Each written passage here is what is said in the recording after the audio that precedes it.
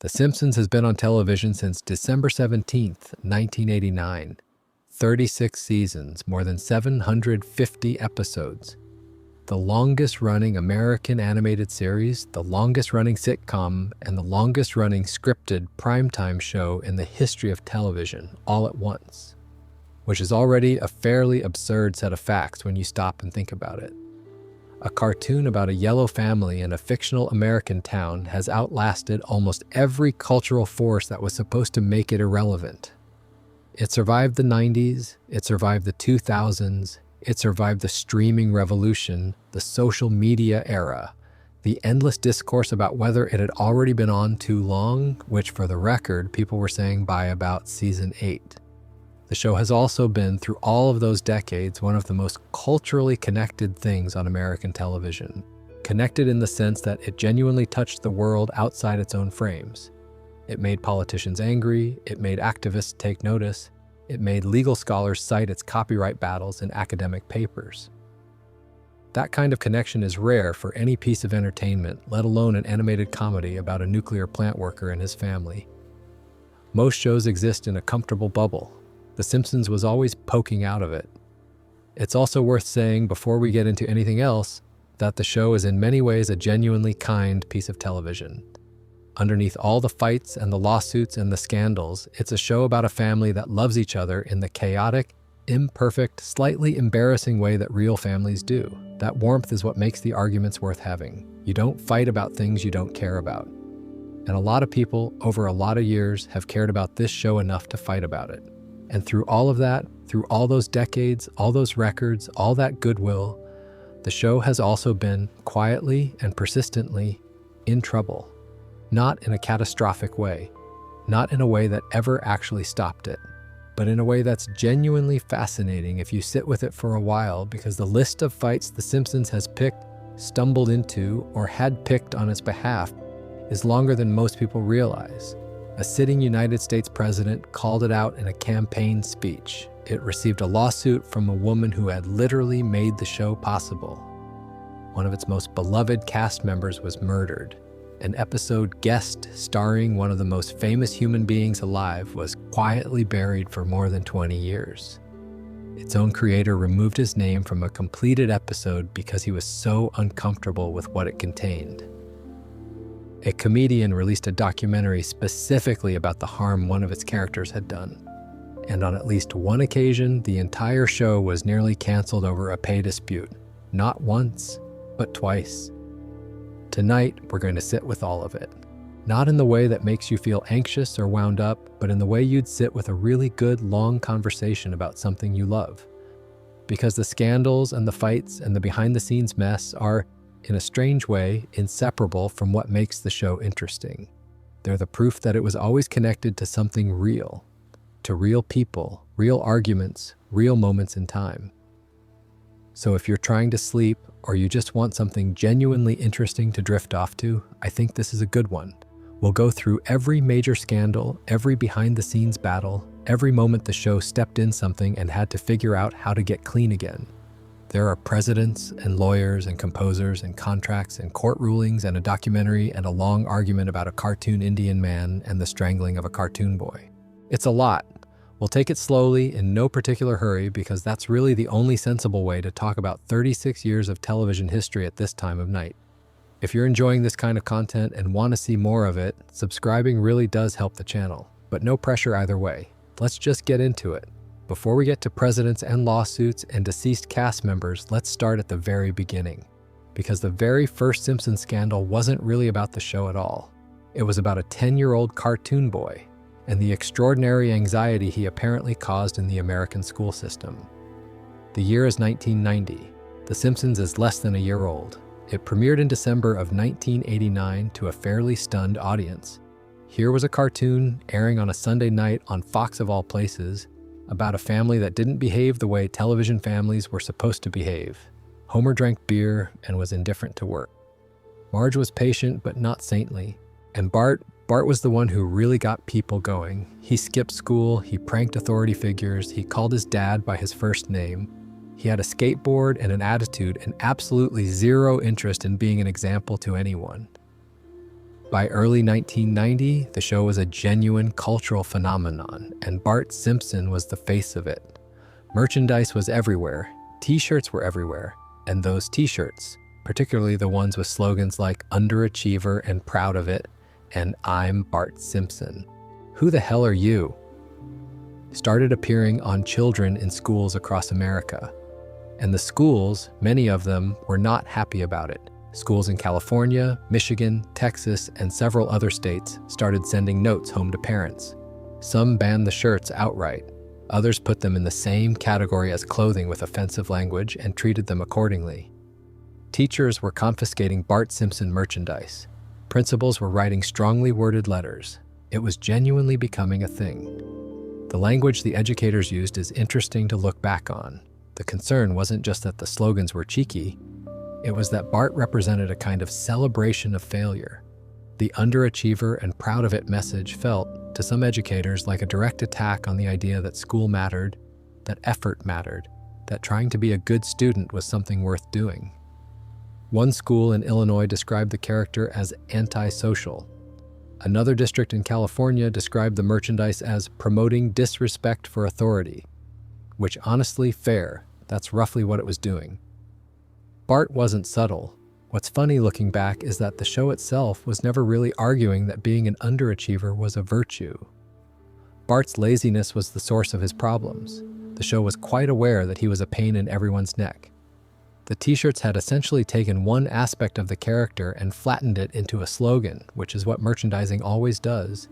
And then the slogan went out into the world and upset people who hadn't necessarily watched the show closely enough to understand the context. Matt Groening, the show's creator, was relatively good-humored about it.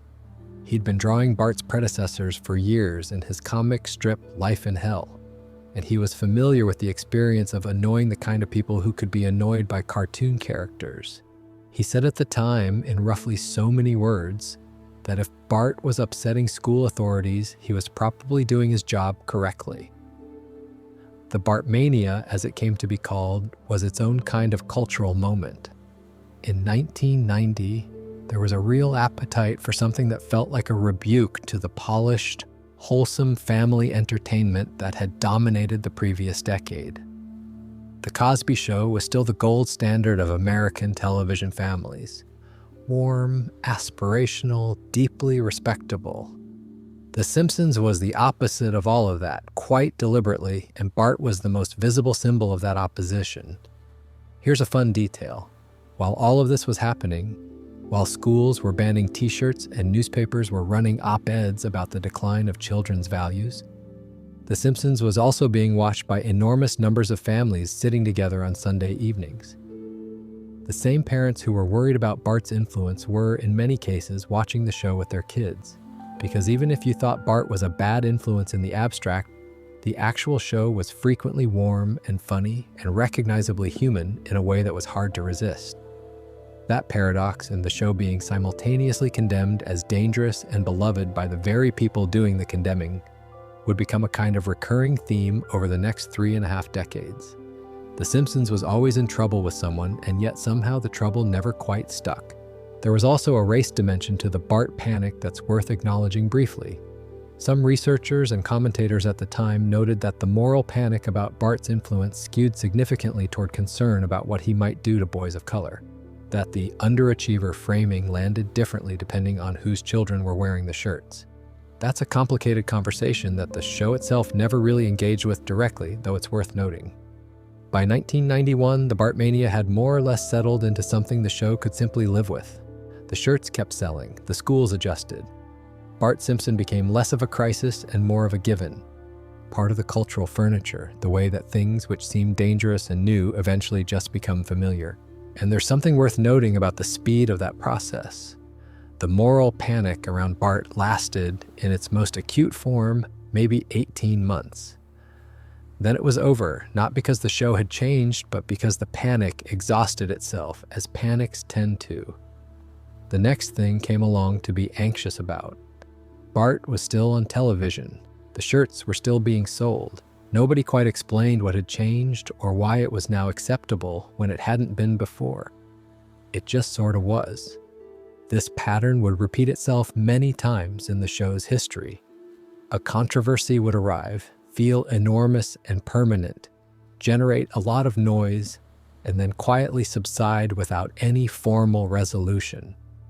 The Simpsons kept going, the outrage didn't. One of the things you notice when you sit with the show's history for a while is how rarely the crises produced any durable outcome. They landed and then dissolved, and the show absorbed them and moved on. The Bart panic also produced something genuinely unexpected, which is that it probably increased the show's audience rather than damaging it. Controversy is effective marketing, especially when the thing being condemned is entertaining. Plenty of parents who read about the school bans in newspapers sat down to watch the show themselves, out of curiosity if nothing else, and discovered that it was funny and that their children weren't being permanently corrupted by watching it. The alarm and the reality were mismatched in a way that worked out in the show's favor. There's also a generational element to it that gets more visible with distance. The adults who were alarmed by Bart in 1990 were, in many cases, part of a generation that had grown up with very specific ideas about what children's entertainment was supposed to do. It was supposed to model good behavior. It was supposed to show children aspiring upward. The idea of a children's character who was explicitly celebrated for not aspiring was genuinely strange to them, not just offensive. Bart was a categorical violation of something they believed in, not just a rude t-shirt. The children watching in 1990 didn't have that framework, they just thought he was funny. And they were right. What it left behind, though, was the sense that The Simpsons had arrived. Not just as a TV show, but as something that people were going to argue about. Something that had opinions embedded in it, and that those opinions were going to rub up against other people's opinions, and that this was probably going to happen for a very long time. It was. It really was. One of the genuinely underrated pleasures of Simpsons history is the extended feud between the show and George Herbert Walker Bush, the 41st President of the United States, a man who had overseen the end of the Cold War, led a coalition through the Gulf War, and somehow also found time to get into a public dispute with a cartoon family from Springfield. It started in January of 1992 at a speech Bush gave at the National Religious Broadcasters Convention in Washington. He was running for re-election at the time, and he wanted to talk about values, about what kind of families America should aspire to be. He said, and this is the actual quote, that America needed to be a lot more like the Waltons and a lot less like the Simpsons. The Waltons, for context, was a long-running American TV drama from the 70s about a large, wholesome, hard-working Depression-era family in rural Virginia. They were unfailingly decent, deeply religious, and impeccably well-behaved. The message was clear. The Simpsons represented the wrong kind of American family. Dysfunctional, chaotic, lacking in the kind of moral seriousness that the president felt the country needed more of. The writers at The Simpsons saw the speech essentially in real time, and they did something that really shows you what kind of show it was at that point in its history. They wrote a response within days, and they got it on the air almost immediately. The response came in the form of a clip tacked onto a rerun. Bart watches the Bush speech on television, hears the Waltons comment, and says, with perfect timing and no visible emotion, "Hey, we're just like the Waltons. We're praying for an end to the Depression too." It's a lovely line.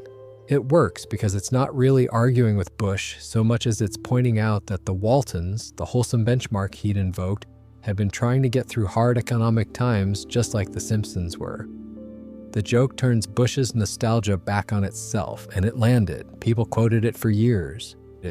But that wasn't quite the beginning of the feud.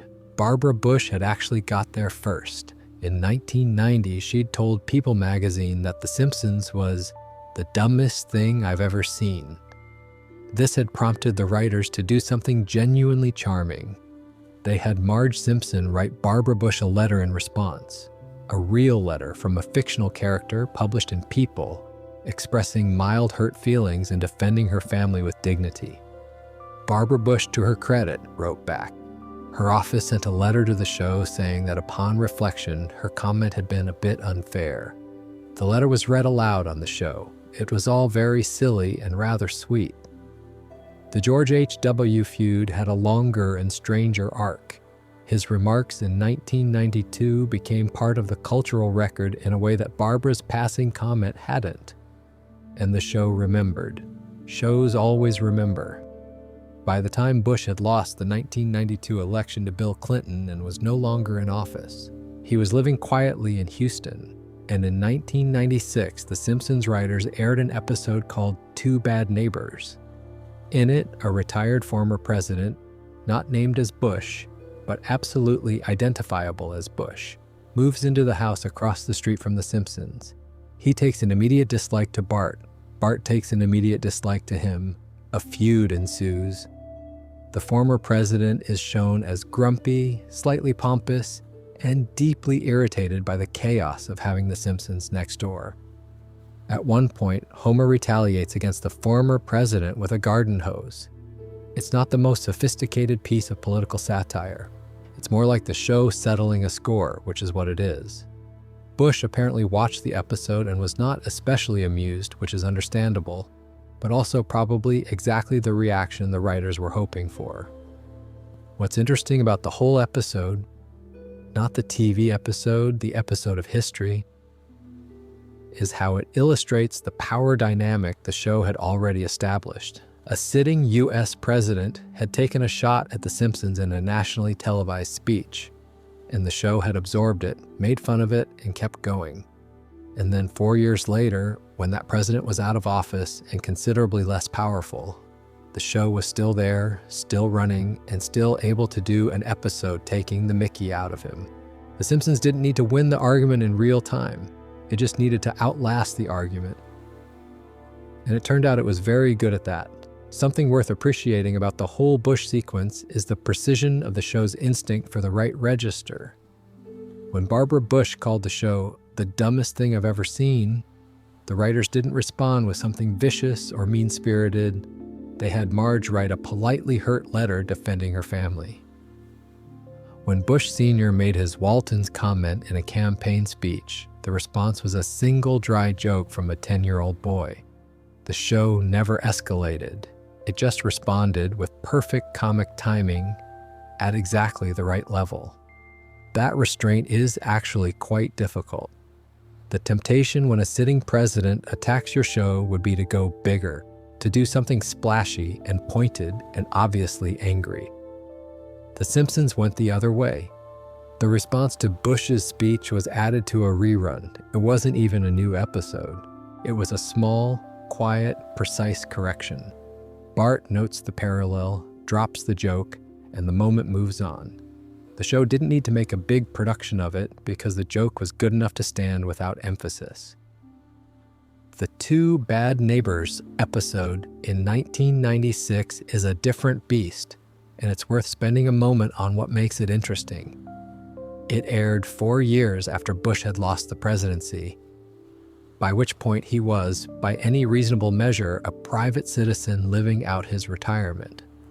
The show going after a former president 4 years after his term ended is a specific choice. It says, "We remember. We've been keeping the score." The episode isn't subtle. The ex-president character is pompous, irritable, and slightly delusional about his own importance. His neighbor on the other side of the street is Gerald Ford, a former president who, the episode suggests, is much more pleasant company because he brings over nachos and watches football.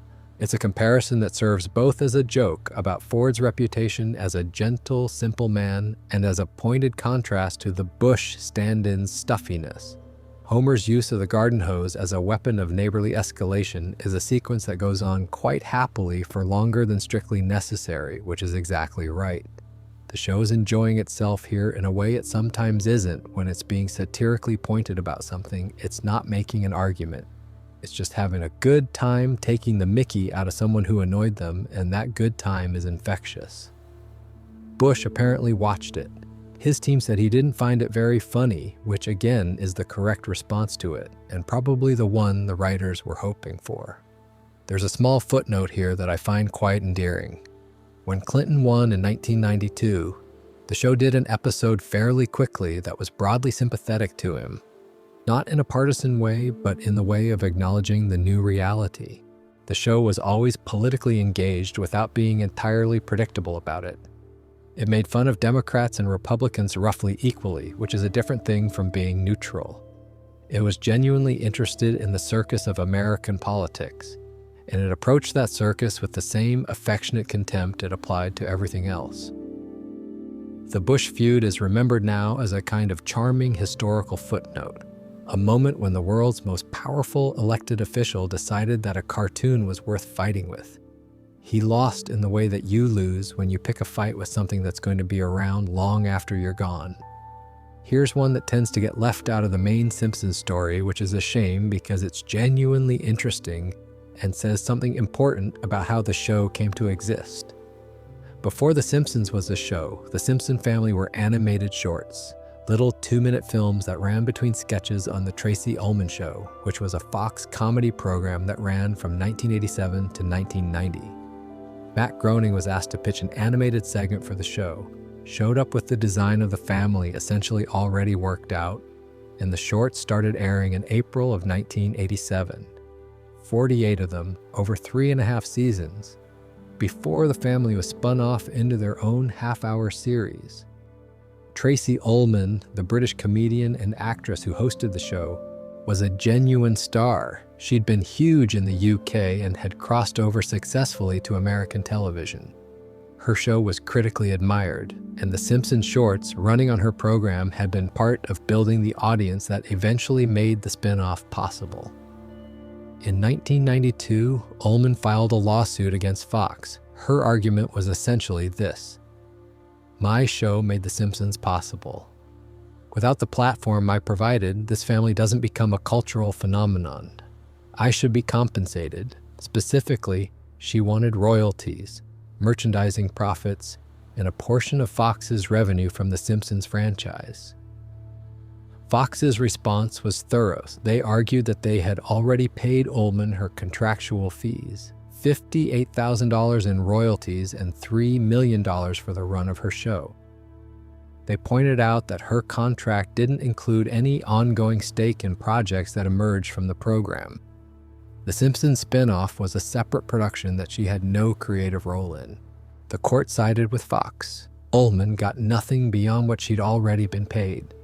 It's the kind of case that legal scholars find quite clean and most normal people find a bit unsatisfying. Because Ullman wasn't wrong exactly, the show did launch on her program, and it seems reasonable to feel that you deserve something when that happens. But contracts are contracts, and she hadn't negotiated for a share of any potential spin-offs, so legally there wasn't much of a case. The gap between the legal reality and the moral intuition is the part that lingers. There's a version of events where Tracey Ullman's name appears alongside Matt Groening's and James L. Brooks's in the show's credits, not necessarily with equal billing, but with some acknowledgement that the first 48 appearances of this family happened on her program. That version of events didn't come to pass. She was compensated for what her contract said she was owed, and the law didn't require anything beyond that. The Simpsons shorts themselves were not universally beloved within the Tracey Ullman Show's production. Some of the people working on the show at the time found them rough. The early animation was notoriously crude by almost anyone's standards. And there was genuine uncertainty about whether the crude yellow family was a strength of the program or an oddity it was best to quietly tolerate. Ullman herself, by most accounts, liked them and supported their inclusion. That support mattered in the early days when the shorts were still finding their footing. There's also the simple question of timing and transformation. The Simpson family in the 1987 shorts is noticeably different from the family that emerged when the show became its own series. The character designs evolved significantly. The voices settled into what they became. The tone found itself. The Springfield that audiences came to know was built after the show left Ullman's program, not during it, which makes the contribution question more complicated. You could argue that what Ullman's show provided was a launchpad but not a blueprint, and that the actual thing the audience fell in love with was built elsewhere. That doesn't dissolve the underlying question, but it complicates it. Plenty of great things need launch pads, and the people who provide launch pads don't always get credit for what's launched from them. Ullman has spoken about the case in interviews over the years, and she's generally done so with a combination of genuine amusement and mild residual annoyance. She doesn't seem bitter exactly, but she does seem to feel, and I think most people would agree, that the moral case and the legal case were pointing in slightly different directions. For The Simpsons itself, the lawsuit was a minor inconvenience that the show passed through and mostly forgot about. But it's worth remembering when you think about the show's origins, that there was a real woman, a real show, and a real platform that made the launch possible. And the way the entertainment industry allocated the rewards for that didn't necessarily reflect the full picture of how it happened. It's also worth remembering when you think about how creative attribution works more broadly. Television and film are collaborative arts, and the line between who gets credit and who gets compensated rarely maps neatly onto who actually contributed what. The Simpsons story is a particularly vivid version of that general truth.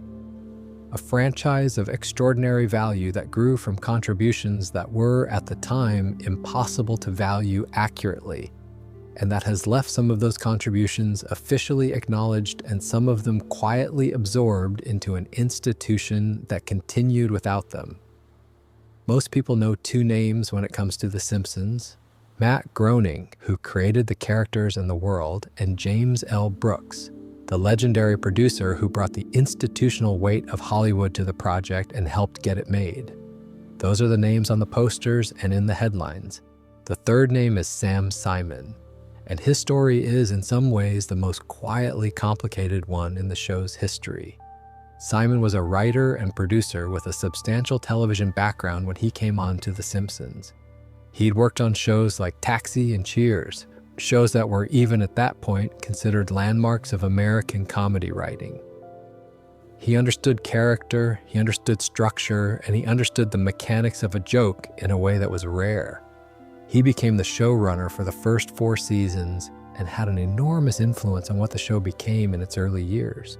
The voice cast, the character designs as they evolved from Groening's originals, the writing room culture, the fundamental comedic rhythms of the show, Simon shaped all of it. The writers who worked on the show in that period have spoken consistently about how important his contributions were. Al Jean, who has been a writer and showrunner on The Simpsons for decades, has said plainly that the show was Simon's creation as much as Groening's. In 1993, Simon left. The exact circumstances have never been fully aired in public, which is interesting in itself. Most of the people involved have been quite careful about what they say. What is known is that Simon had a difficult relationship with Groening and Brooks, and that the working environment had become uncomfortable enough that he departed. He retained his co-creator credit, and with it, a share of the royalties that the show generates. Those royalties have been, by all accounts, enormous. The Simpsons generates extraordinary amounts of money. From broadcast rights, from streaming, from syndication, from merchandise, from the movie, from everything. Simon's share of those royalties meant that even after leaving the show in its 3rd season, he continued to receive substantial income from a program he no longer had any creative involvement in. This was a source of tension, not openly for the most part, but present. Writers and producers who worked for years on the show, who wrote the episodes, ran the writer's room, kept the whole thing functioning through decade after decade, didn't receive anything close to what Simon received because they didn't have co-creator credit. There's something inherently uncomfortable about a system where the financial rewards of a long creative enterprise flow disproportionately to the people who were there at the start rather than the people who were there throughout. Simon himself, to be entirely fair, was not cavalier about the money. He became known in the latter part of his life primarily for his extraordinary philanthropy. He put enormous sums into his animal welfare organization, into cancer research, into a range of causes that mattered to him. He was, by many accounts, a genuinely generous man who used his resources generously. What Simon's story really illustrates is the question of what a creator is owed, not just legally, but in terms of recognition and narrative. He shaped the show in ways that are still felt. He was also, for most of the show's actual life, absent from it. Both things are true. The Simpsons contains him even though he left after season 3, because those early seasons were foundational in ways that everything after them built upon. There's a specific kind of creative credit that's very hard to assign accurately, which is the credit for building the conditions in which something excellent could happen. Simon didn't just write episodes, he built a writer's room culture, a process, a standard. He established what a Simpsons episode was in structural terms that writers in season 20 could draw on without ever having met him. That kind of foundational contribution doesn't diminish over time the way a single joke does. It gets baked into the institution and persists. The royalty situation, Simon continuing to receive income from the show for years after his departure, is one of those arrangements that the entertainment industry produces and that seems strange from the outside. He was compensated at a co-creator level for decades, during which time other writers, some of them genuinely exceptional and deeply influential on the show's direction and quality, were compensated at a much lower level. Al Jean, Mike Scully, Mike Rice, John Vitti, people who wrote some of the show's most celebrated episodes and who ran the program through its golden years, earned considerably less than Simon's royalty stream would have provided. This is not a criticism of Simon exactly, because the arrangements were made before anyone knew how valuable the franchise would become. Nobody sets out to be unfair, they set out to make a contract. The unfairness, such as it is, emerges later when the value becomes clear, and the structure of the original deal hasn't accounted for it. What's genuinely moving about Simon's later life is the use he made of the money. The Sam Simon Foundation, which he ran from around 2002 onwards, focused primarily on rescuing dogs from shelters and training them as service animals for people with disabilities. He gave away enormous sums to this work and to other causes. He was, by many accounts, a person who felt more comfortable giving money away than holding it, and the fortune that accumulated through his royalty interest funded decades of charitable activity that had nothing to do with television at all. He was diagnosed with colorectal cancer in 2012. He was told he had 3 to 6 months to live, and being Sam Simon spent the next 3 years refusing to follow that timeline. He died in March of 2015 at the age of 59, having outlasted his prognosis by years and having given away a substantial portion of his fortune in the process. Matt Groening said after Simon's death that he was a dear friend and partner whose brilliance informed some of the best years of The Simpsons. That sentence contains more complexity than it might initially appear to. The relationship between the two men had been genuinely strained, and the credit and compensation questions had never been entirely resolved to everyone's satisfaction. But creative partnerships are rarely simple, and the history of a show that's been running this long is going to contain more than one complicated relationship. That's a strange and rather melancholy kind of legacy, but it's his. Season 8, Episode 15, February 1997, Homer's Phobia. Guest starring John Waters as a gay antiques dealer named John who becomes friends with the Simpson family. It won a GLAAD Media Award. It's considered one of the finest episodes the show ever produced, and Fox initially refused to air it. Let's back up a moment because the episode deserves a bit of context before we get to the fight. John, the character, is introduced when the Simpsons go to a kitsch antique shop looking to sell a family heirloom. John works there, and he and Marge instantly hit it off. They share a love of tacky Americana, and John has that particularly camp enthusiasm for the aesthetically terrible that Marge finds delightful. Homer also gets on with him initially. They all go to a diner together. Homer enjoys himself. Then Homer finds out John is gay, and Homer, being Homer, immediately becomes uncomfortable in the particular way that Homer becomes uncomfortable with things he doesn't understand. Not violently, not cruelly, but with the kind of reflexive anxiety that the show was always quite good at depicting honestly. He becomes convinced that John's influence will make Bart gay. He tries to counteract this with a series of increasingly absurd masculine activities, taking Bart to a steel mill, which turns out to be staffed by gay men, taking him hunting, attempting to expose him to a reindeer who turns out to be a female reindeer painted to look male. It all goes wrong in the particular way that Homer's plans always go wrong. At the end, John saves Homer's life during the reindeer incident, and Homer's response, not an apology, not a complete reversal, but an acknowledgement that John is a little different but still good, felt honest in a way that a cleaner resolution wouldn't have. The episode understood that Homer doesn't have a transformation. He has a small, imperfect adjustment. John Waters was the perfect casting. Waters had spent his career making films that existed specifically to celebrate the margins of American culture. Outsider aesthetics, forbidden pleasures, things polite society didn't want to look at directly. Having him play a character who makes Homer deeply uncomfortable while being entirely himself and entirely charming was a very elegant choice. Fox, however, had issues with it. The network's standards and practices department raised objections to the episode's content, specifically its frank and positive depiction of a gay character in a primetime Sunday slot. There was concern about advertiser response, concern about viewer complaints, the usual architecture of institutional nervousness that surrounds anything that might disrupt the expected. The writers pushed back. Al Jean and Mike Rice, who were involved in the show's leadership at that point, argued that the episode was handling the subject with genuine care.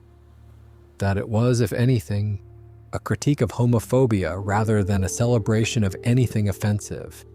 The show had moral weight on its side, and eventually Fox relented.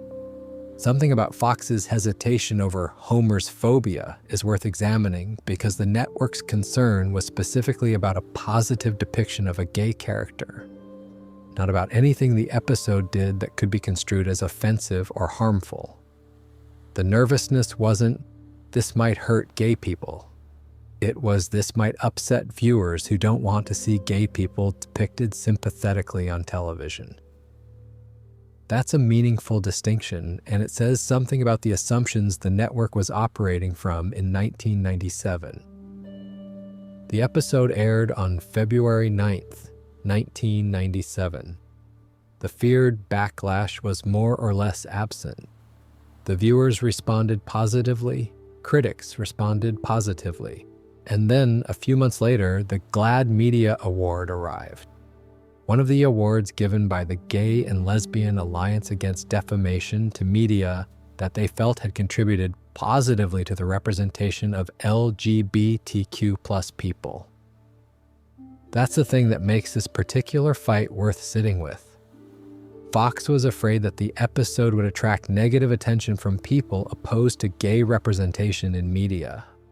What actually happened was that the episode attracted positive attention from gay rights organizations.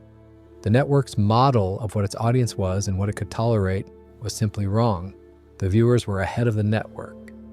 This is a pattern that shows up more than once in Simpsons history. The network worrying about something that the audience turns out not to be bothered by at all. It's a useful reminder that the people making these institutional decisions are working from assumptions that may not accurately reflect reality. The episode itself holds up remarkably well, which is not something you could say about every piece of 1990s entertainment that tried to deal with gay identity. The key to why it works is that it doesn't treat John's gayness as the thing that needs to be explained or accommodated. John is just John, funny, warm, enthusiastic about tacky Americana. The thing that needs examining is Homer's discomfort. The episode is very clear about where the problem lies, and it finds that clarity without preaching. There's also a detail worth noting about the episode's ending that distinguishes it from the easy resolution that lesser shows would have chosen. Homer doesn't have a full conversion experience. He doesn't deliver a speech about tolerance and understanding. He saves John's life during the reindeer incident, and then he essentially returns to being Homer. a man who was briefly made uncomfortable by something he didn't understand, and who ended up in a situation that required him to act decently despite that discomfort. The episode is realistic about the limits of change, while still being clear that acting well matters more than feeling well about it. That's a more honest position than most television managed at the time or manages now. And of course, there's a certain quiet vindication in the fact that Homer's phobia is now considered a genuine landmark episode. It's on the best of lists. It gets cited regularly. The GLAAD Award is part of its permanent record. Fox's hesitation, meanwhile, is a footnote, the thing that almost prevented something good from happening. John Waters, for his part, has spoken warmly about the experience in interviews. He called it one of his favorite things he'd ever been involved with, which, given his career, is saying something. There's a version of cultural history in which Fox's nervousness won, the episode was shelved or heavily altered, and that particular warm and funny and honest piece of television never existed. We got lucky in the way you only know you got lucky in retrospect. On the morning of May 28, 1998, Phil Hartman was shot and killed in his home in Encino, California. He was 49 years old. His wife, Bryn, shot him in the early hours of the morning, then drove to a friend's house, confessed to what she'd done, and by the time police arrived, had taken her own life. Their 2 children were asleep in the house. I want to be careful about how we go through this because it's the kind of story that can get sensationalized in ways that don't serve anyone. What I want to talk about mostly is what Hartman meant to The Simpsons and what his loss meant to the show, because it's genuinely one of the most significant moments in the show's history, and it's often discussed more briefly than it deserves. Hartman first appeared on The Simpsons in the 2nd season in 1991 in an episode called Bart Gets Hit by a Car. He was brought in to voice Lionel Hutz, a shambolic and deeply incompetent personal injury lawyer who takes on Bart's case after he's struck by Mr. Burns' limousine. The character was originally planned as a one-time appearance. Hartman, by all accounts, had such a natural feel for the material. He understood immediately how to pitch the character, where the jokes were, how to find the warmth and the shamelessness, that the writers wanted him back, and back, and back. He ended up appearing in 52 episodes across 9 seasons. 52. He voiced 18 different characters across those appearances, though 2 of them became the ones everyone remembers. Lionel Hutz was one. The lawyer who operated out of a store called I Can't Believe It's a Law Firm, who lived in fear of having to actually appear in a courtroom, who maintained that lawyers only had a duty to their client, and not to anything as inconvenient as the truth. Hoots appeared in some of the show's funniest episodes and had some of its most memorable lines. The other was Troy McClure, a faded B-movie actor who introduced himself in every appearance with, "Hi, I'm Troy McClure. You may remember me from such films as..." followed by something ridiculous, a man who had the confidence of stardom without the career to justify it. Troy McClure had an entire episode built around him, a fish called Selma in season 7, which is regularly cited as one of the best episodes in the show's entire run. Hartman loved the character. He improvised as Troy McClure on the set of News Radio, his sitcom, for fun. He'd told the show's writers he was interested in doing a live-action Troy McClure film. He'd said he'd buy the rights himself if necessary. He called it the one thing in his professional life that he did purely for the love of it. And that love showed. His performances as both characters have a specific quality, a kind of gleeful commitment to the bit. That's hard to manufacture. When Hartman was killed, the question of what to do with his characters was answered quickly, and in my view, beautifully. The production team retired them entirely, not recast, not continued with a new voice, but retired as an act of respect. Troy McClure made his final speaking appearance in the season 10 episode Bart the Mother, which had been completed before Hartman's death and was dedicated to him when it aired. Lionel Hutz disappeared from the show at the same time. Both characters still make occasional non-speaking background appearances, brief visual acknowledgments that they existed. but their voices are gone, and they've stayed gone. Groening went on to create Futurama not long after, and the show's central character was given the full name Philip J. Fry, the Philip, a direct tribute to Hartman. Groening had also created the character of Zap Brannigan specifically with Hartman in mind, intending for him to voice it. Hartman had been planning to do so. After his death, Billy West took the role. West has always been clear that he was stepping into something that was meant to be Hartman's. There's a quality to the Phil Hartman story that's different from other Simpsons losses or departures. When a character is written out because of a contract dispute or a creative decision, there's agency involved. Someone decided something. When a performer is taken suddenly and violently, there's no decision, there's just an absence. And the absence of Lionel Hutz and Troy McClure is permanent in a way that contract-driven departures or recasts aren't, because there's nothing that could change it. No negotiation, no circumstance, no amount of time.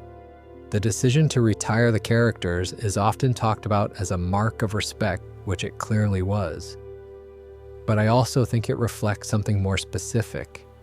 A recognition that what Hartman was doing with those voices was genuinely irreplaceable, not in a sentimental way, but in a practical one.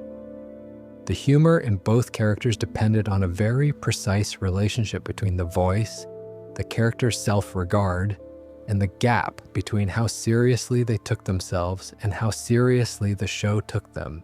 Hartman could navigate that gap intuitively. Nobody else in the cast had quite that particular instrument. Matt Groening later said that he'd taken Hartman for granted because he nailed the joke every time. There's real honesty in that. The people who are most consistently excellent at something can become invisible precisely because of their consistency. You stop noticing them because there's never a problem to notice. Hartman's performances were like that. They just worked. And you only understand how much they worked when they're gone. 52 episodes across 9 seasons, 18 different characters. And then a morning in May 1998, and Springfield -2 of its most essential voices. That's the math of it. The human part of it is harder to put into numbers. The show has never quite replaced what Hartman provided. You could argue it didn't try to. What he gave Lionel Hutz and Troy McClure wasn't just a voice, it was a specific comedic intelligence, a capacity to find the pomposity in failure and make it both funny and somehow sympathetic. That combination doesn't come along often. His death left a gap in the show's world that is, in the most literal sense, still there. Every episode that runs now has a Springfield without Lionel Hutz and without Troy McClure, and that's because of what happened on a morning in May 1998. That's the kind of real-world event that leaves its trace on a fictional place. And in a strange way, the fact that the show didn't try to paper over that trace says something rather decent about the people who make it. Season 3, Episode 1. September 19th, 1991, Stark Raving Dad.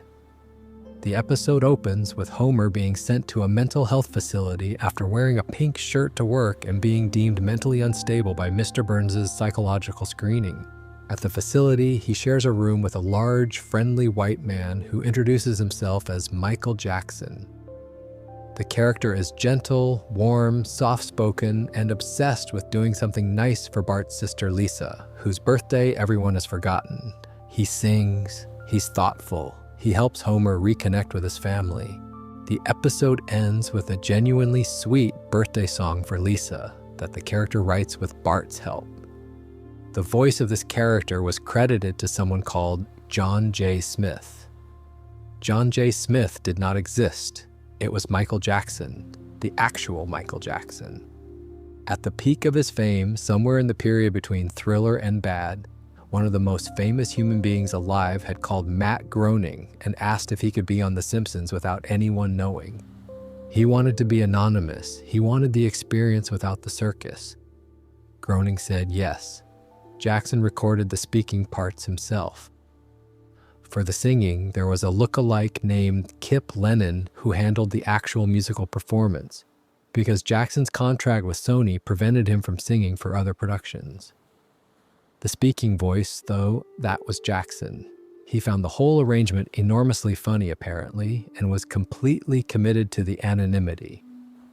For years, this was what people in the industry called an open secret. Plenty of people knew or suspected. The voice was distinctive. The story was just too good to keep entirely quiet. But the official position John J. Smith held for a remarkably long time, and the episode remained in regular rotation, beloved and unremarkable for nearly 3 decades. Then came 2019. Leaving Neverland was an HBO documentary released in January of that year, directed by Dan Reed. It featured 2 men, Wade Robson and James Safechuck, who provided detailed accounts of sexual abuse they said Michael Jackson had subjected them to as children. The documentary was long, methodical, and devastating in its specificity. It prompted a significant reassessment of Jackson's legacy across entertainment and media. For The Simpsons, the question that followed was one that creative institutions were grappling with across the board. What do you do with work you've made that involves a person you now understand differently? Is the work itself implicated? Can you separate it? Should you? Matt Groening, Al Jean, and James L. Brooks made a fairly swift decision. They pulled the episode. Not just from broadcast, but from Disney Plus when that launched, from syndication packages, from streaming. Stark Raving Dad became the only episode in the show's history that was removed from normal circulation. Al Jean said at the time that it was a simple decision once they'd made it, though it wasn't entirely without complexity. He noted that the episode was a piece of television history and that removing it meant that history became harder to access. But he said the allegations in Leaving Neverland were of such seriousness that keeping the episode in normal rotation didn't feel right. Matt Groening, interestingly, had his own prior discomfort with the episode. He has spoken about the fact that he removed his own name from the original episode's credits, something he didn't do with any other episode of the show. The reason he gave was that he felt the premise, a man claiming to be Michael Jackson, the fake name, the deception, bothered him even at the time. He wasn't entirely comfortable with the episode from the beginning. Though he never moved to have it pulled until 2019, the episode still exists.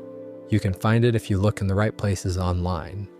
But it's no longer part of the show's standard available catalog, which is a genuinely strange situation for a program that otherwise presents itself as a complete archive. What makes the decision interesting to think about is the range of people affected by it and in what ways. For viewers who love the episode for what it actually is, a gentle story about a large, kind man who helps a family and makes sure a little girl has a birthday, its removal from streaming is a loss of something they enjoyed, with no connection to the allegations against Jackson. For viewers who can no longer separate the pleasant surface of the episode from what they now know about its uncredited star, its continued availability on any platform would feel wrong.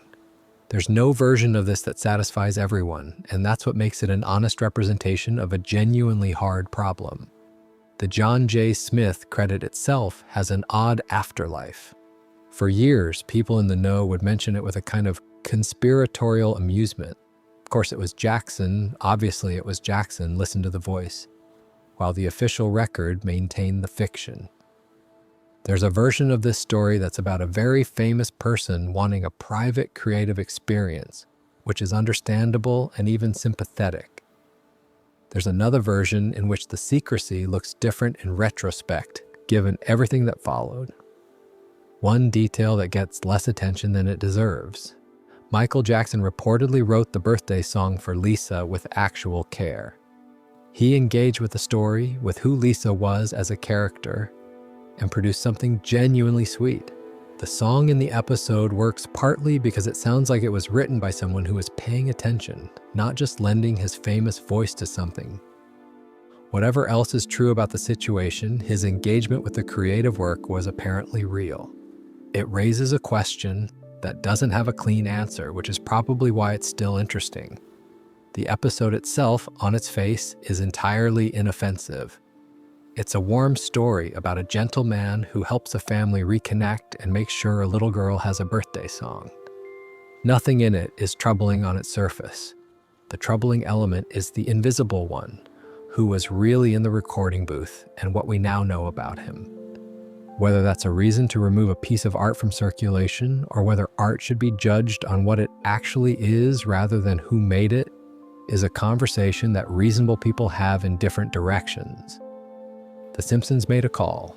It's possible to respect the care behind that call, while also finding the question it raises genuinely complicated.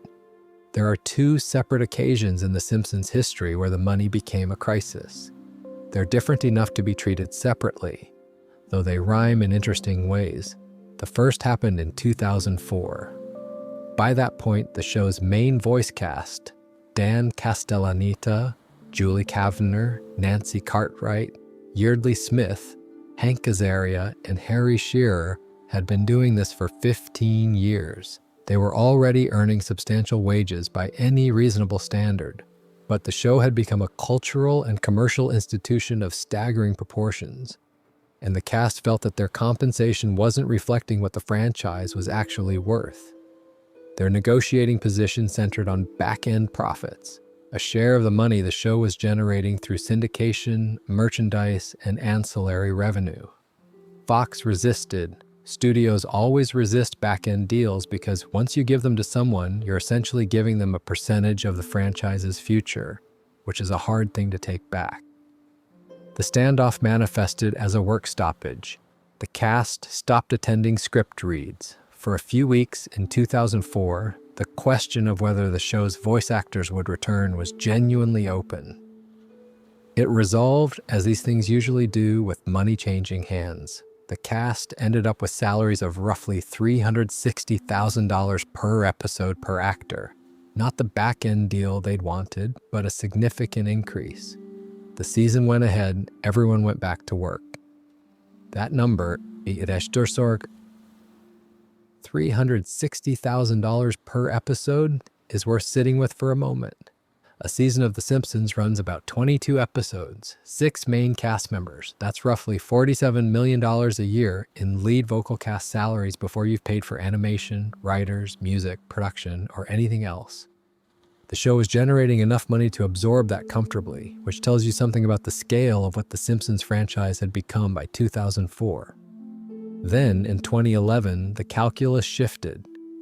Fox came to the show's producers and issued an ultimatum. Costs needed to be cut by approximately 45%, or the show would be canceled. The network had been carrying a very expensive production for 22 years and wanted to restructure the economics of it. For the cast, this meant something uncomfortable.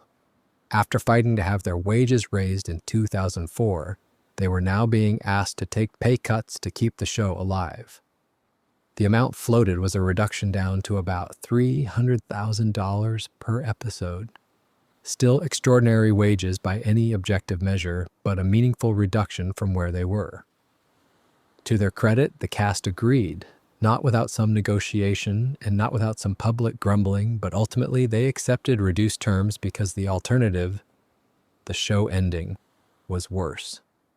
By 2011, the cast and the show were genuinely inseparable in a way that made cancellation feel unthinkable for everyone involved. What's interesting about both of these moments is what they reveal about the show's commercial reality. The Simpsons is not just a television program. It is an economic engine of enormous complexity, and the people at the center of it, the 6 performers whose voices are the entire auditory identity of the show, are both essential to that engine and, from the studio's perspective, a cost to be managed. The tension between those two things is always present, even when everything seems calm. The 2011 crisis also produced one of the stranger Simpsons tabloid moments, a genuine public discussion of whether the show was about to end. For the first time in its history, The Simpsons cancellation felt like a real possibility rather than an abstract one. Fans engaged with it seriously. Newspapers ran pieces on the show's legacy. And then a deal was struck and everything continued, as it always does.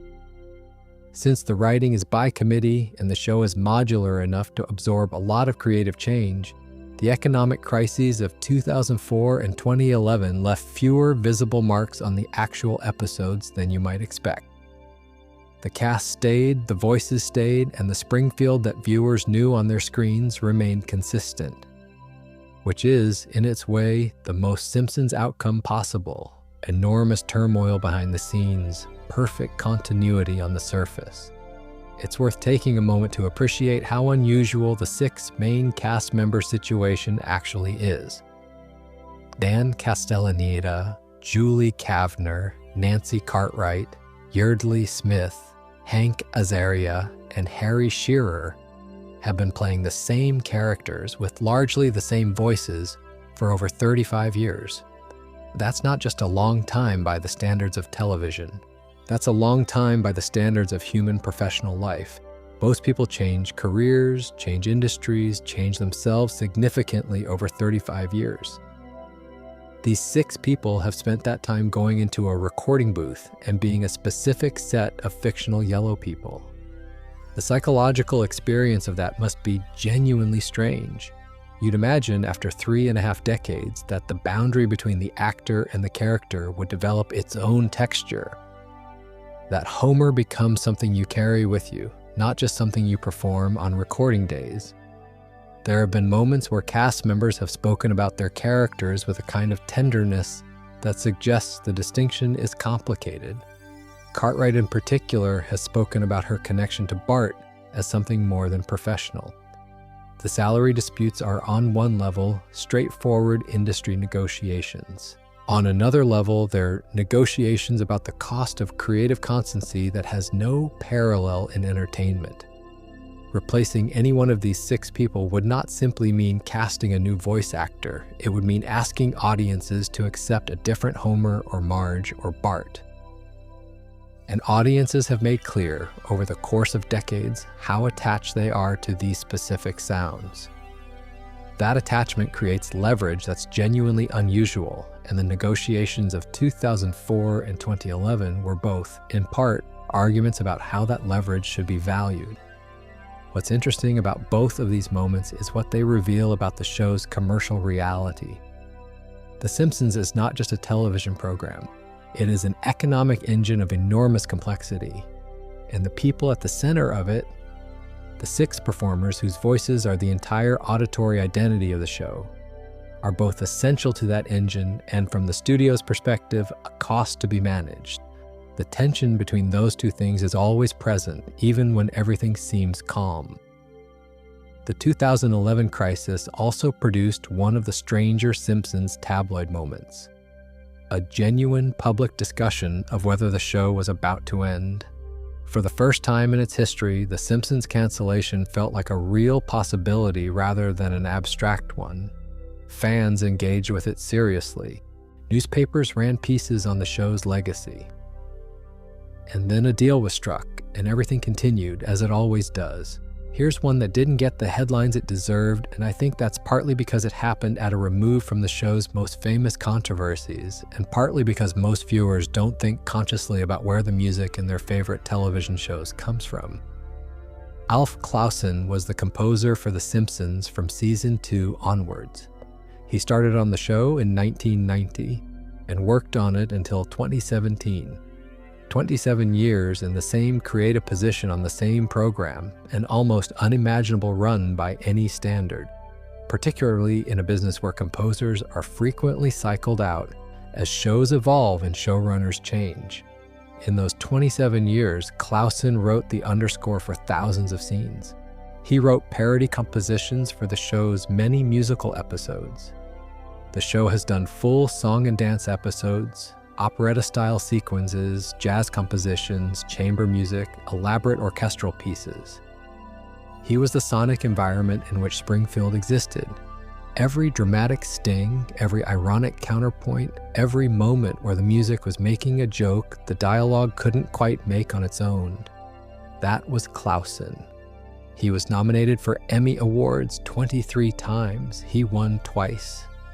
He maintained a full orchestra for the show's recording sessions at a time when most television was moving towards smaller ensembles or synthesized scores. The Simpsons sounded like a real live orchestra because it used one, and that was Alf Clausen's doing. In 2017, he received a call from the show's production company informing him that his services were no longer required. He was 73 years old. There was no ceremony, there was no public tribute at the time. He was simply let go, and the show announced it was moving to a different approach to music. A library-based system that would allow composers to score individual episodes rather than having one person responsible for everything. The music industry was taken aback. The Simpsons community was taken aback. People who'd worked with Clausen expressed their surprise and in some cases their upset publicly. Clausen subsequently filed a lawsuit against the show's production companies, claiming that the real reason for his termination was age discrimination, that he'd been pushed out because of his age rather than for the artistic or financial reason the production had offered. The case worked its way through the legal system for some time before being resolved, though the specifics of the resolution haven't been made fully public. The show's music after Clausen is different. It's not necessarily worse in any objective sense, but it's different in texture. The orchestra is smaller, the approach is more efficient, and there's a lightness to what Clausen's writing had that hasn't been quite replicated. Whether you notice this depends on how closely you listen, and most viewers don't listen that closely. But if you go back and watch episodes from the show's run with Clausen and compare them to more recent seasons, the sonic difference is audible. There's something quietly sad about the whole story. A man spent all those years making an enormous and largely invisible contribution to one of the most successful creative enterprises in television history, and his departure was abrupt enough to prompt a lawsuit. The creative work is still there, embedded in every episode he scored. He composed the environment in which some of the most celebrated television of the 20th century took place. That work doesn't go anywhere, but the manner in which the professional relationship ended leaves a slightly uncomfortable taste. And I think invisible is the right word for what Clausen did. Music in television is, for most viewers, unconscious. When you watch a scene and feel a certain way, unsettled, amused, moved, and you can't quite explain why, it's often because the music did something you didn't consciously register. The underscore is working on you below the threshold of attention. When it's done well, you don't notice it at all. You just feel the scene working. Clausen spent all those years being excellent at something that was, by design, not supposed to be noticed. His success was measured by its invisibility, which makes it genuinely difficult to articulate what was lost when he went, "You're trying to describe an absence of something you weren't consciously tracking while it was present." There are specific episodes, though, where the music becomes visible in the best possible way, where the score is so precisely matched to the image and the comedy that it's inescapable. A number of the musical episodes, the parody operettas, and the big song and dance sequences show Clausen operating at the full range of his abilities. Cape Fear, from season 5, has a score that works as comedy just as much as the visual gags do. The sideshow Bob Rake sequence is partly funny because of what the music is doing between impacts. The show's transition to a library-based approach, using pre-existing compositions and bringing in freelance composers for individual episodes rather than having Clausen score the series consistently, produced a different sonic texture that most casual viewers probably didn't consciously identify. The episodes since 2017 don't sound wrong exactly. They sound fine. But fine is different from what Clausen was doing, which was sustaining a particular musical identity across an enormous body of work with enough internal consistency to create a genuine sense of place. Clausen's lawsuit alleged age discrimination.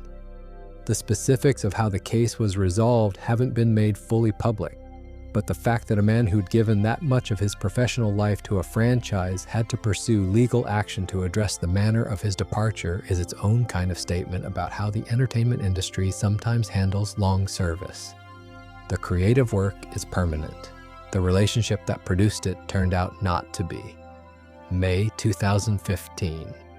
Harry Shearer, the voice of Mr. Burns, Smithers, Ned Flanders, Principal Skinner, Kent Brockman, Dr. Hibbert, Lenny, Reverend Lovejoy, Otto, Rainier Wolfcastle, and a frankly alarming number of other Springfield residents, announced on Twitter that he was leaving The Simpsons. Not quietly, not through a publicist, not via a press release. On Twitter, in public, with a document attached.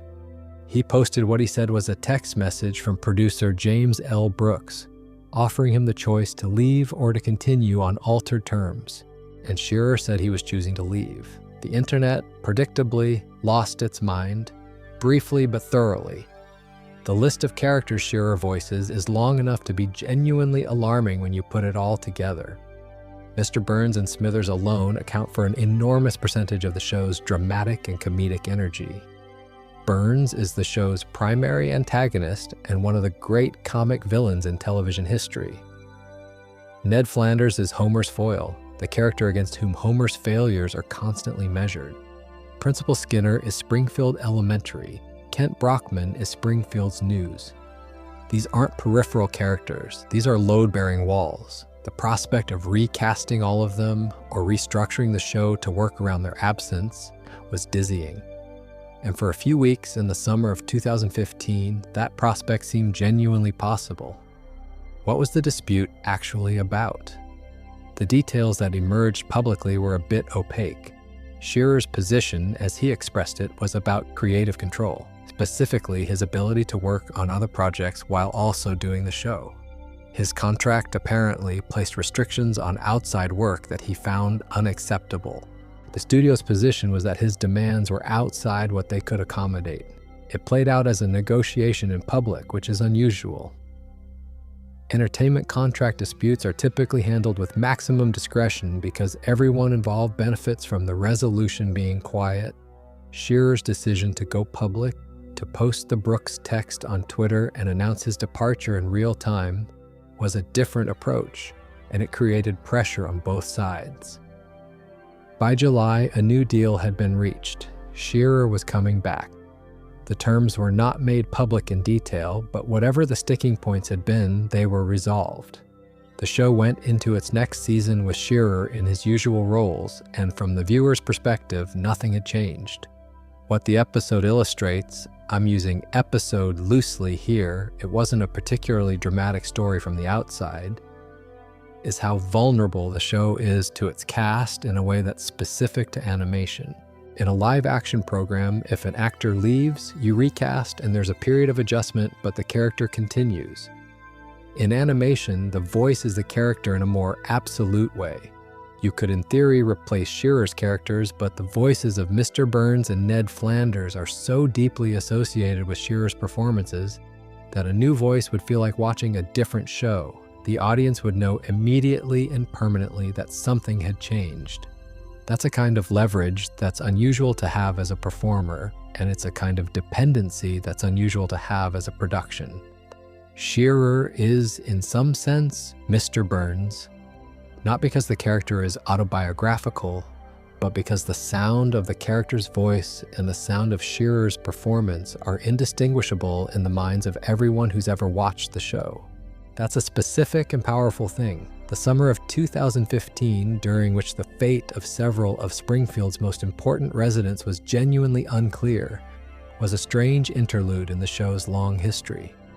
It resolved the way most Simpsons crises resolve, with money, with a negotiated outcome, and with the show continuing as though none of it had happened. What the Harry Shearer situation illuminates more than anything is the peculiar power dynamics of long-running creative enterprises. Shearer had been part of the show since its very first episode. He'd grown up professionally alongside the production. The characters he voiced had become, over 26 years of television, so deeply associated with his particular vocal performances that the two things were genuinely inseparable in the public imagination. Mr. Burns is not a character who happens to be voiced by Harry Shearer. Mr. Burns, to millions of viewers, is Harry Shearer's voice applied to a character. The same is true of Ned Flanders, and Principal Skinner and Kent Brockman. that kind of long-term identification between a voice actor and an animated character is something that doesn't get discussed as seriously as it should. There's a tendency to think of voice acting as somehow less significant than on-camera performance. Perhaps because the face isn't present, or because animation as a medium gets treated as less serious. But the auditory identity of a character is real and specific. The way Shearer delivers the phrase "excellent" as Burns, the particular combination of frailty and malice, the slight wheeze of age underneath the authority, is not a generic evil old man voice. It's a specific performance that's been refined over decades. It's not replaceable in any straightforward sense. The negotiations happened in public partly because Shearer chose to make them public, which was an unusual move. Entertainment contract disputes are normally resolved in private specifically because both sides benefit from discretion. The studio doesn't want to look like they're underpaying a valued contributor, and the performer doesn't want to look like they're being difficult. Shearer's decision to post the Brooks text on Twitter and announce his position in real time removed that discretion and created a different kind of pressure. Whether this was a calculated strategic choice or simply an impulse toward transparency, Shearer has long been outspoken in ways that don't always serve his immediate professional interests. It's hard to know from the outside. What it produced was a few weeks of public speculation about the fate of Mr. Burns, which, thinking about it now, has its own strange comedy. Since the summer of 2015 was resolved, Shearer has continued doing the show. Mr. Burns has continued being excellent. Ned Flanders has continued being annoyingly decent. Springfield has not noticeably changed. Harry Shearer is also, incidentally, the creator of This Is Spinal Tap, one of the best comedies ever made, and has had an entirely separate career as a satirist and media commentator that runs parallel to his Simpsons work. He's not simply a voice actor who got lucky with a cartoon. He's a genuinely interesting creative figure who has been doing, for 35-odd years, one of the most consistently demanding and quietly brilliant voice performances in television history. That's worth noting while we're on the subject. One of the stranger structural features of The Simpsons' existence is that it airs on Fox Broadcasting, a network owned by the same company that also owns Fox News. And The Simpsons has spent a not insignificant portion of its history making fun of Fox News. There's an inherent comedy in this arrangement that the show has never quite been able to resist.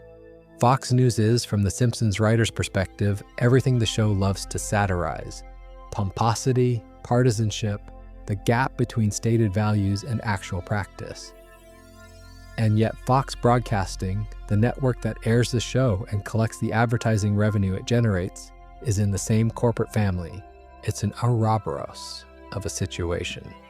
The most famous direct collision between these two realities came in season 14 in an episode called Mr. Spritz Goes to Washington, which aired in March 2003.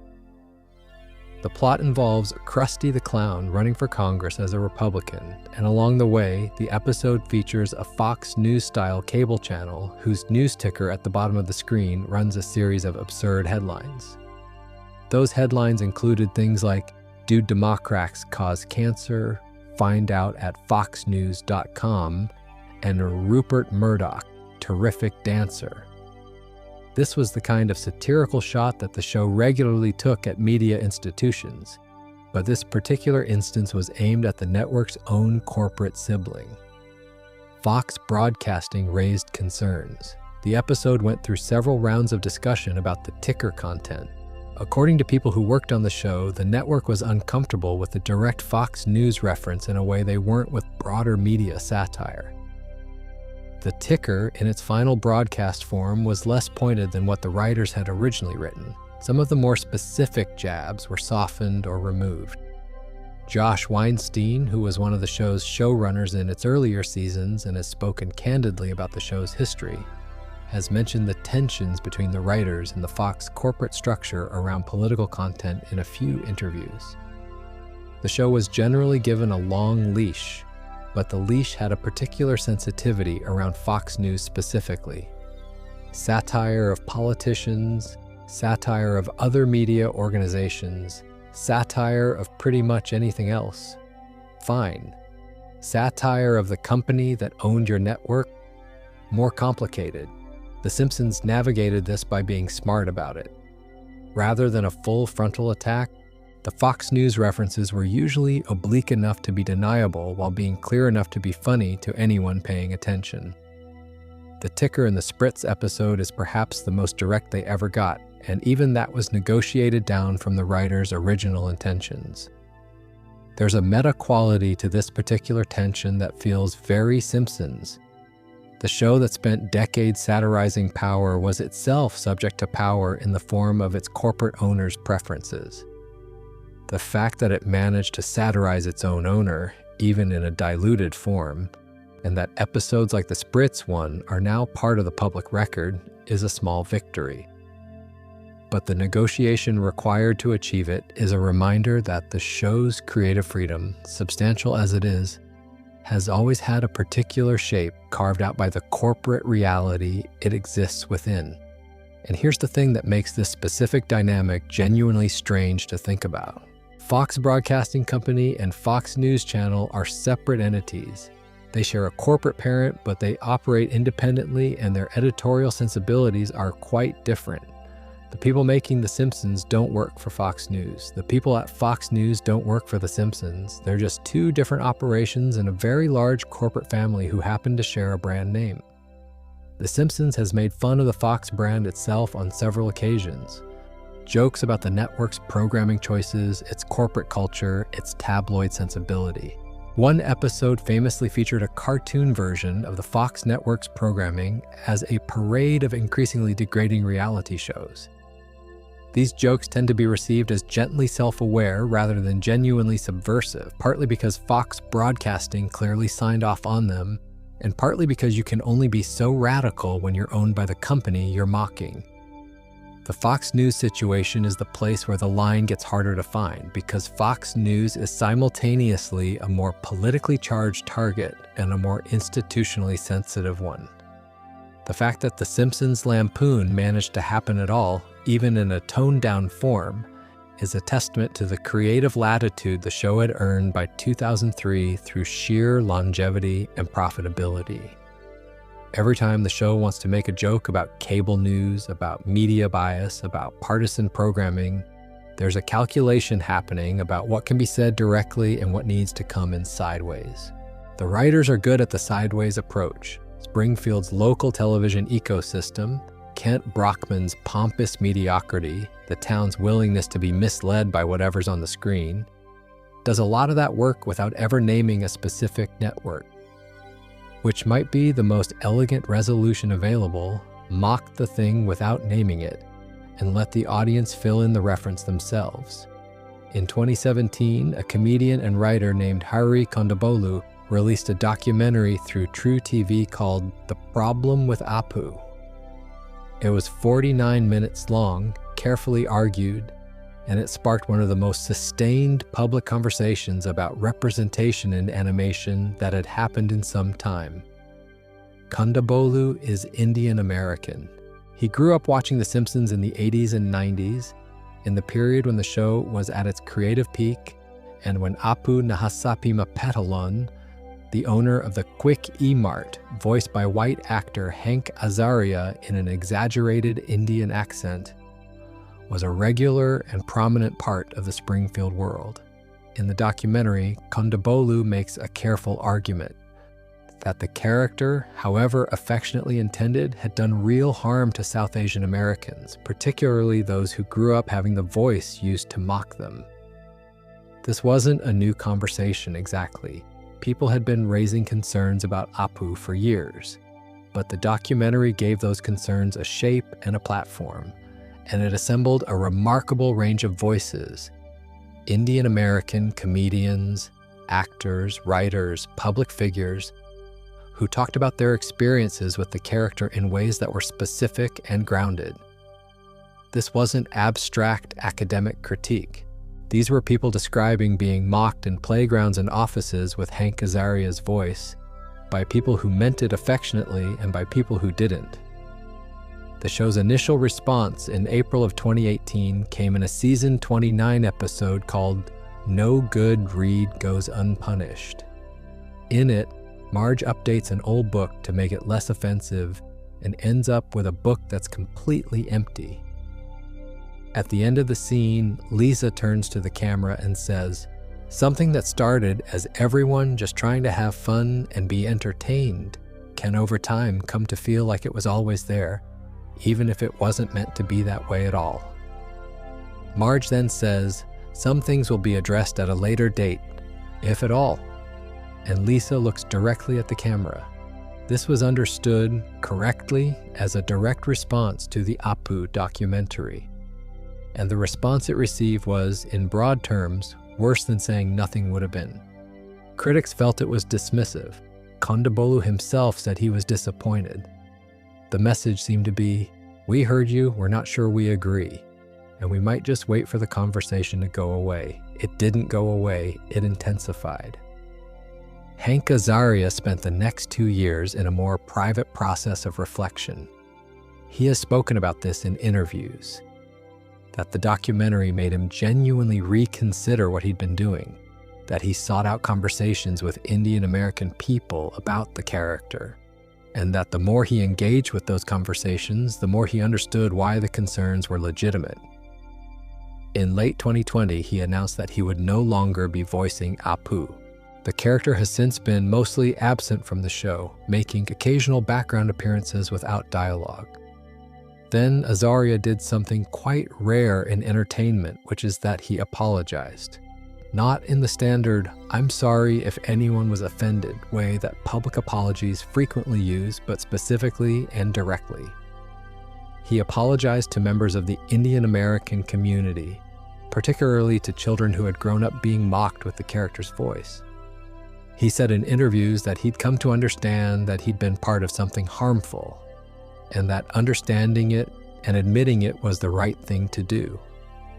The character's trajectory, from prominent recurring cast member to background figure to absent, is one of the more unusual transitions in the show's history. It happened slowly over years, driven by a combination of cultural pressure, an individual performer's conscience, and institutional calculation. The show never made a formal announcement that Apu was being retired. He just gradually stopped appearing.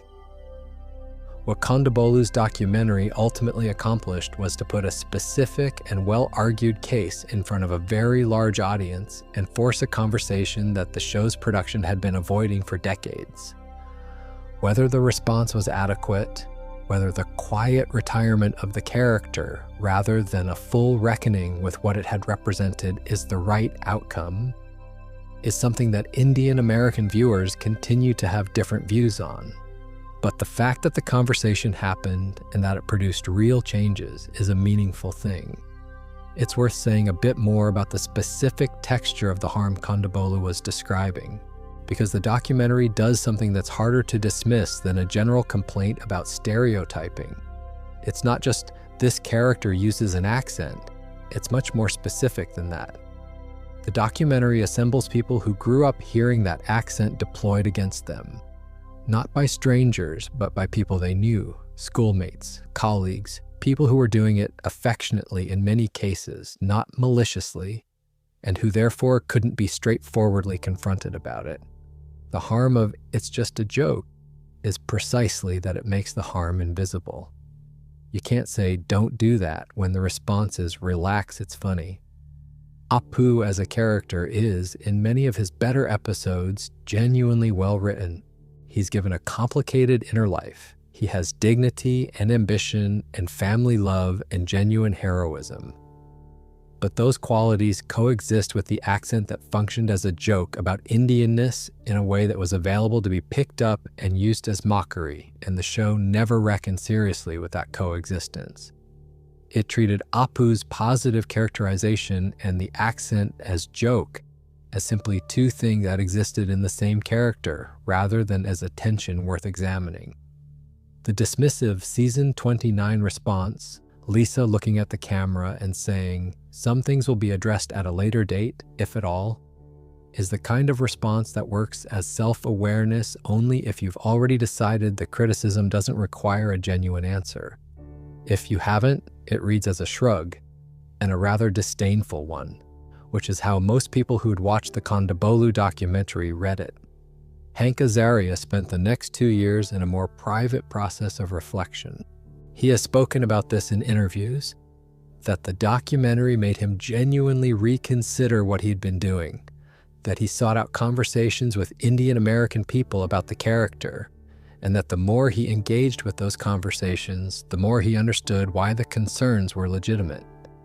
In late 2020, he announced that he would no longer be voicing Apu. The character has since been mostly absent from the show, making occasional background appearances without dialogue. Then Azaria did something quite rare in entertainment, which is that he apologized. Not in the standard, "I'm sorry if anyone was offended" way that public apologies frequently use, but specifically and directly. He apologized to members of the Indian American community, particularly to children who had grown up being mocked with the character's voice. He said in interviews that he'd come to understand that he'd been part of something harmful, and that understanding it and admitting it was the right thing to do. The character's trajectory, from prominent recurring cast member to background figure to absent, is one of the more unusual transitions in the show's history. It happened slowly over years, driven by a combination of cultural pressure, an individual performer's conscience, and institutional calculation.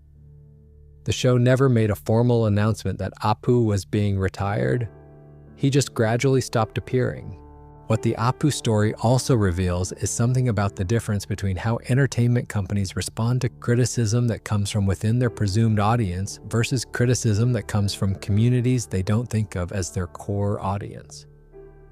Kondabolu's documentary came from an Indian American perspective, and for many years the show's production seemed to operate on the assumption that Indian American viewers weren't a constituency that required particular consideration. Not out of malice, but out of the kind of inattention that comes from not thinking carefully about who's in the room or, in this case, watching the screen. The documentary changed that because it made the harm visible in a way that was hard to dismiss. It wasn't an abstract argument about representation. It was real people describing real experiences in real detail. That specificity is what gave it its force. And that force is what eventually moved a long-running institution to reconsider something it had been doing for nearly 3 decades. Whether the show has learned a broader lesson from the Apu situation is harder to assess from the outside. The proof of that would be in the writing, in what stories get told, and how, and that's something the show's record over the coming years will demonstrate one way or the other. Following the Apu conversation, the show made a broader announcement in June of 2020. White actors would no longer voice non-white characters on The Simpsons. It was a clear policy statement, and it came in the context of a summer when similar announcements were being made across the animation industry. The characters most directly affected were Dr. Julius Hibbert, Springfield's primary doctor, who had been voiced by Harry Shearer, and Carl Carlson, Homer's co-worker at the nuclear plant, who had been voiced by Hank Azaria. Both are black characters, both were recast. Dr. Hibbert was recast with Kevin Michael Richardson, a prolific voice actor with a career spanning several decades. Carl Carlson was recast with Alex Desire, an actor and musician who had appeared in front of the camera in a range of projects over the years. Both transitions happened quietly in the middle of seasons without major announcement. The reception to the policy and the recasting was genuinely mixed in ways that cut across the usual political lines.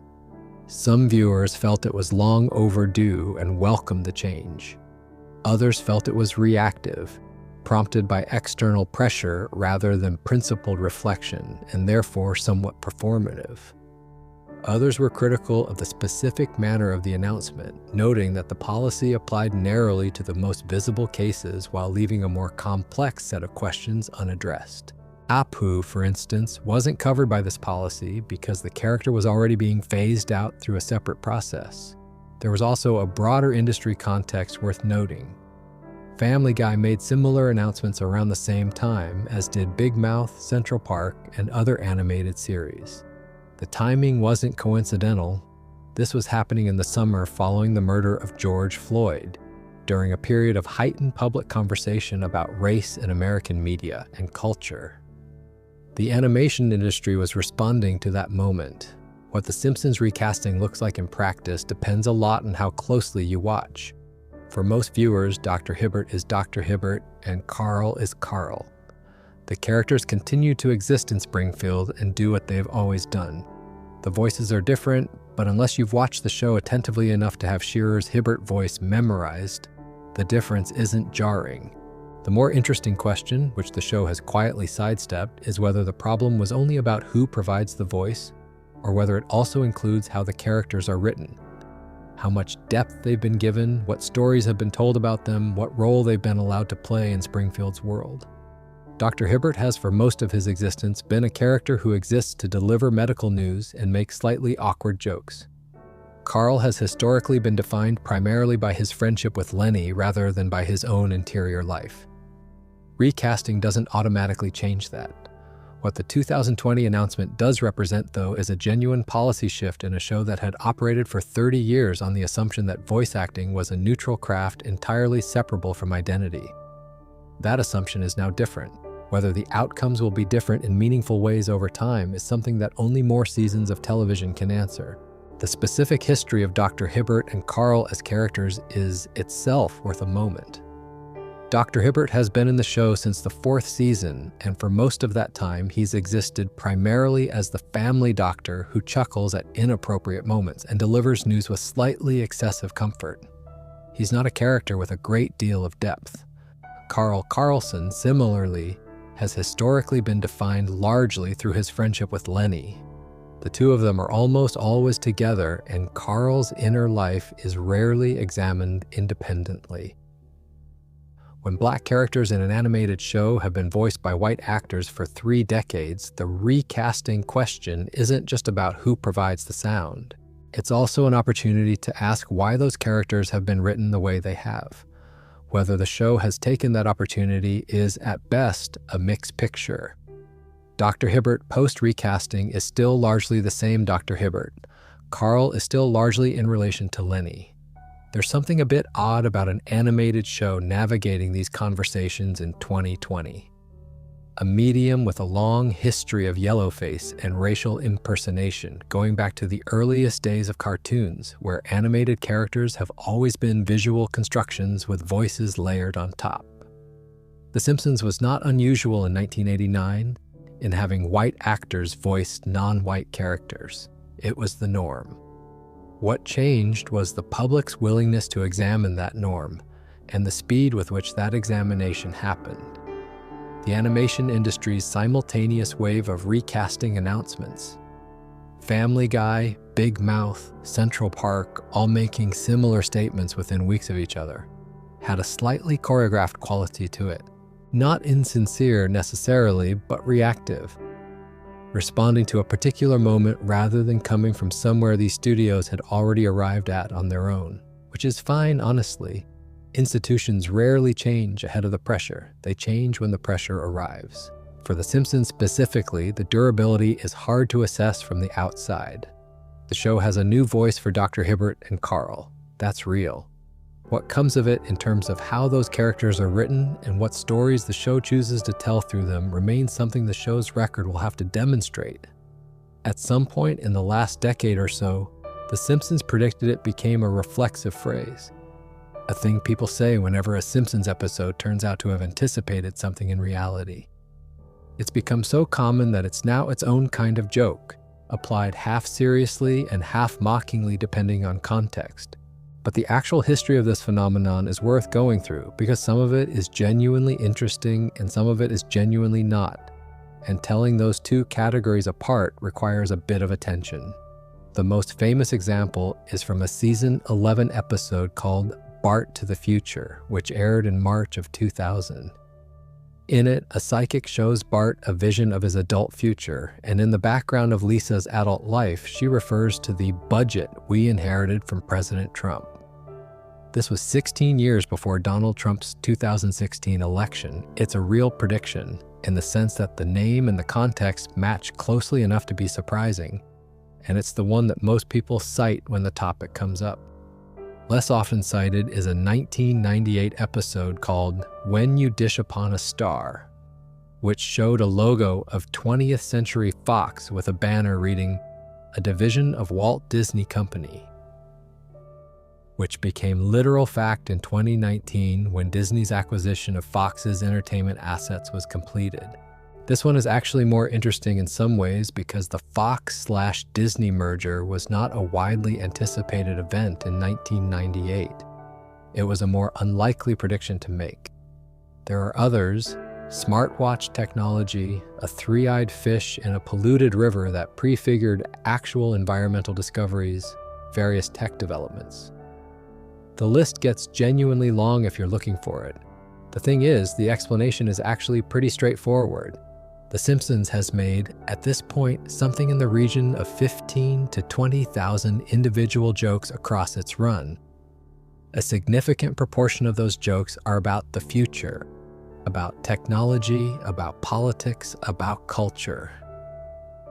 Because satire naturally looks ahead. When you make 15 to 20,000 jokes in enough directions, some of them are going to point at things that eventually happen. That's not prophecy.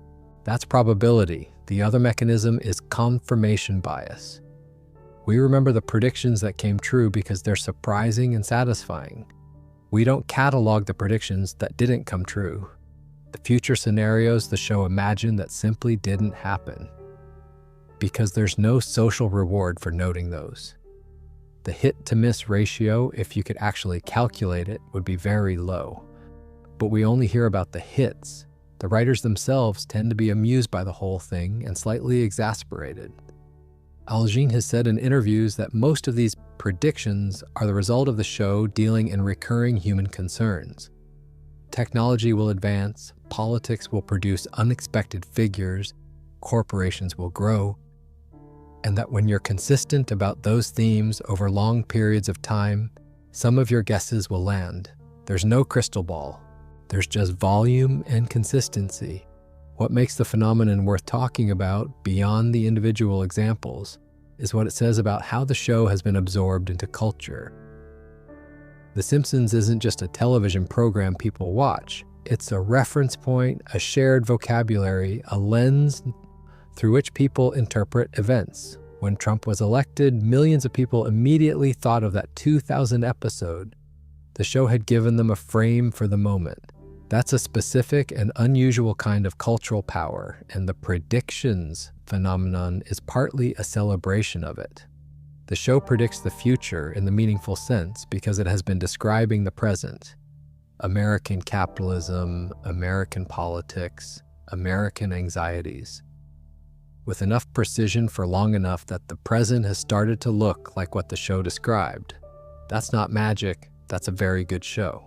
And the reason the most discussed predictions tend to land is that they often work because of the show's willingness to take ideas to their logical conclusion.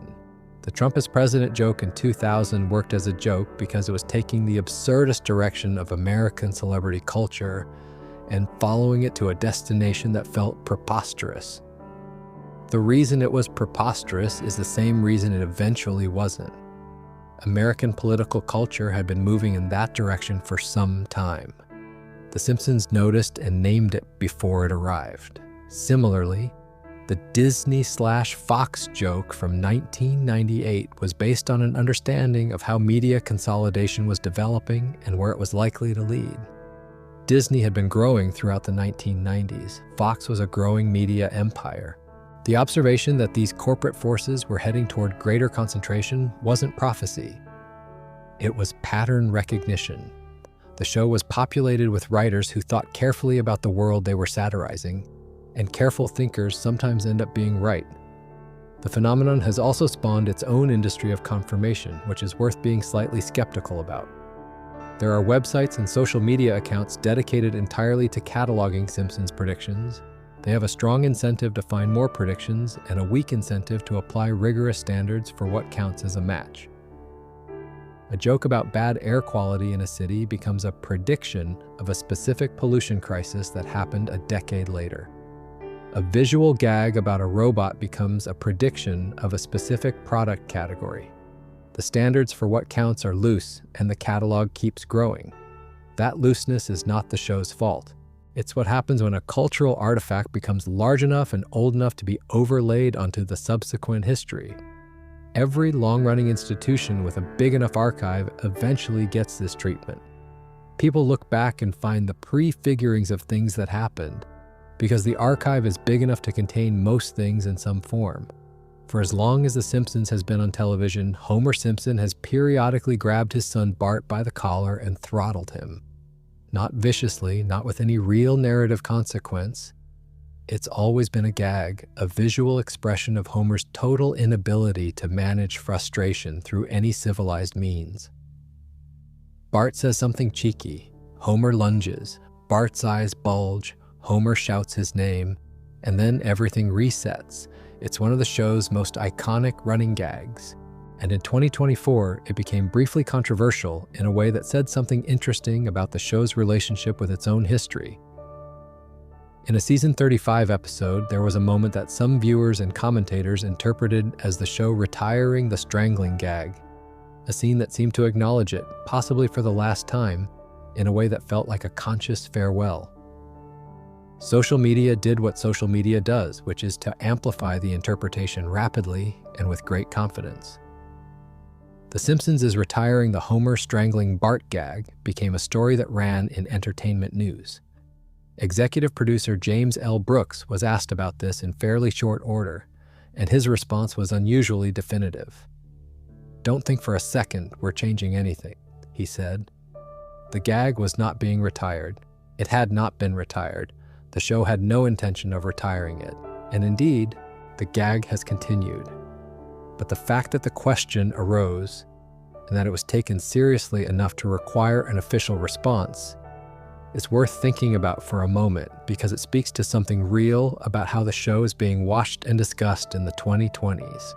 There's a specific kind of discomfort that the strangling gag produces now that it didn't produce in 1990. It's a parent physically harming a child, however cartoonishly. In 1990, that read as pure comedy. An exaggeration of parental frustration so extreme it was obviously not meant to be taken seriously. In 2024, there's a layer of cultural context around child discipline and parental violence that makes the gag land differently, at least for some viewers. The joke hasn't changed, the world around it has. The show, in its refusal to retire the gag, is making an implicit argument that comedy exists in a different register from instruction, that a cartoon throttling isn't a lesson about how to parent, and that 3 decades of consistent understanding of the gag as a joke doesn't need to be abandoned because the cultural conversation has changed. That's a defensible position. It's also one that some viewers will find less convincing than others. What the 2024 episode reveals more than anything is that the show is now old enough to have its own canonical comedy routines questioned on grounds that would have seemed strange when those routines were established. 35 years of context accumulate. A gag that began as simple exaggeration can, over time, acquire weight and complexity that nobody planned for. The Homer strangling Bart gag is now also a piece of cultural history. A reference point, something people have strong feelings about, in a way that makes it impossible to treat it as simply as it was once treated. James L. Brooks' firm denial was probably the right response, but the fact that the denial was necessary is itself a small data point about where the show is in its life. Older, more scrutinized, more weighted with its own past than it used to be. There's a specific generational quality to the conversation about the strangling gag that doesn't get acknowledged often enough. For viewers who grew up watching the show in the 90s, the gag is simply part of the texture of what The Simpsons is. It's so embedded in their understanding of the show that questioning it would feel strange, like questioning whether Homer should like donuts. For viewers who came to the show later, or who watch it with younger eyes, in the literal sense of having children of their own now, the gag might register differently, as something the show did rather than something the show is. Those are genuinely different positions, and they're both real. What makes the Homer strangling gag particularly interesting as a cultural object is how it functions dramatically within individual episodes. It's almost always a reset button, a way to express that Homer has reached the end of whatever patience he had and is returning to base-level frustration. It punctuates scenes, it provides rhythm. It's the cartoon equivalent of a swear word, in that it marks intensity without escalating the narrative. The scene almost never goes anywhere because of the strangling. Bart shouts Homer's name in return, and then the situation continues or resolves or cuts to something else. That structural role, punctuation rather than event, is part of what makes it hard to retire. If you remove it, you're removing a specific rhythmic tool from the show's comedic vocabulary without obviously replacing it with something that does the same work. Homer needs a way to express peak frustration. The strangling is that way. Nothing else the show has tried has the same economy or recognition value. The 2024 conversation about it also brought up the show's broader relationship with Homer's characterization across its run. There's a long-running fan debate about what's often called Flanderization, a term that fittingly comes from the show itself, in reference to Ned Flanders' gradual transformation from mildly uptight neighbor to caricatured religious fanatic. Homer's own version of this is the argument that he's become increasingly stupid and impulsive in later seasons compared to the relatively grounded character of the early years. The strangling gag, from this perspective, is a symptom of a broader question about what Homer is supposed to be. The show has never fully engaged with that critique. It doesn't need to. It has no obligation to satisfy its critics' preferred version of itself. But the 2024 moment around the strangling gag is probably best understood as part of that larger conversation, rather than as an isolated debate about a single recurring visual. The gag continues. Homer still lunges occasionally. Bart's eyes still bulge. Springfield resets. Some things don't change. Before we get to the question of why the show is still on, it's worth spending a moment on the people who made it so good that the question of its longevity even became worth asking. Because The Simpsons' reputation, the reason it's been absorbed into the cultural fabric in the way it has, rests almost entirely on a specific window of about 7 or 8 seasons. And those seasons were produced by a very particular collection of writers whose subsequent careers say something interesting about what that room was. Conan O'Brien is the most famous name to have passed through The Simpsons writers' room, largely because of what happened to him afterwards. He joined the show in 1991 during its 3rd season when he was 28 years old and had been working as a writer on Saturday Night Live. He wrote or co-wrote some of the show's most beloved episodes. Marge versus the Monorail in Season 4 remains one of the most quoted episodes in the show's history, built around a musical number that parodies The Music Man and a story about Springfield being conned by a charismatic salesman named Lyle Lanley, voiced, as it happens, by Phil Hartman. Homer Goes to College in Season 5 is another O'Brien credit. New Kid on the Block, also Season 4. He was there during what most fans and critics consider the peak. He left in 1993 to take over late night on NBC, following David Letterman's departure to CBS. The transition from Simpsons writer to late-night host is, looking back, one of the more unusual career pivots in entertainment history. The skill sets are genuinely different. Writing for an animated character is a completely different discipline from performing to a live studio audience on camera. O'Brien has spoken about the anxiety of leaving a job he was genuinely good at for something he'd never done before, and about how much The Simpsons experience shaped his comedic instincts.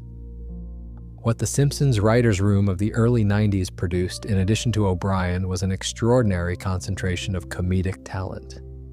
Greg Daniels, who went on to create the American version of The Office and Parks and Recreation, was there. John Vitti, one of the sharpest writers in the room by many accounts, wrote dozens of the show's most celebrated episodes and has stayed connected to television animation for the decades since. Jeff Martin, George Meyer, Al Jean, Mike Rice, the list of people who were in that room during the show's peak years and went on to significant subsequent careers is genuinely remarkable. George Meyer in particular is worth noting. He's not a household name, but within the television writing community, he has a reputation as one of the finest comedy writers of his generation. He joined the show in its early seasons and stayed for many years, contributing to a string of episodes that are on essentially every best-of list. He's the kind of writer who's more famous among other writers than among the general public. The person whose contributions are felt in the finished work without being individually attributable. There's a question that comes up occasionally in conversations about the show's creative history, which is whether the later seasons suffered not just from the usual entropy of long-running television, but from a specific loss of the particular combination of sensibilities that was present in that early room. The answer is probably yes to some extent, though it's hard to be precise about. Rooms full of people with those specific instincts don't happen on purpose. They happen by accident, at a particular moment, with a particular set of circumstances that aren't reproducible by design. The Golden Age writing room also had a specific relationship to the show's subject matter that's worth thinking about. Many of the writers were young, somewhat nerdy, culturally omnivorous men who had grown up watching television in a particular way, close enough to understand its conventions deeply, and attached enough to find those conventions funny. They wrote a show that was simultaneously a celebration of American television and a sustained, affectionate critique of it. That dual position, loving something and being able to see through it at the same time, is hard to maintain, and it's not surprising that it didn't last forever. The show that airs now is made by a different group of writers, some of whom have been on it for many years, working within the structures and assumptions that the original room established. That's not a criticism, it's simply the reality of how long-running creative enterprises work. The original conditions can't be replicated. What can be maintained is a commitment to the standards that those conditions produced. And on its better days, the show still manages that. O'Brien himself has spoken warmly about his time on the show in various interviews over the years. There's a particular affection in the way he talks about the monorail episode, a natural thing since it's the one he's most associated with, and about the general experience of being in a room where the bar for a joke was set very high and you had to genuinely earn your contribution. That standard of mutual assessment is part of what made the room work, and it's part of what made the show what it was. Something O'Brien has mentioned in interviews is that the Simpsons writers' room was the first place he'd worked where the jokes were expected to be good in a specific, exacting way, where you couldn't get away with something that was merely amusing, and where the difference between a good joke and a great joke was taken with almost academic seriousness. Coming from Saturday Night Live, which also has high standards but in a different register, he found that rigor genuinely formative. The habits of thought you develop in a room like that don't leave you when you walk out of it. What we're really talking about when we talk about the Golden Age is a moment when all the right people were in the same place at the same time with enough creative freedom to do something they couldn't have done anywhere else. Those moments in creative history are rare. The Simpsons had one of the best of them. And the scandals, the fights, the controversies, everything we've spent this video discussing are in some ways the cost of being a show with enough cultural weight that people cared enough to argue about it.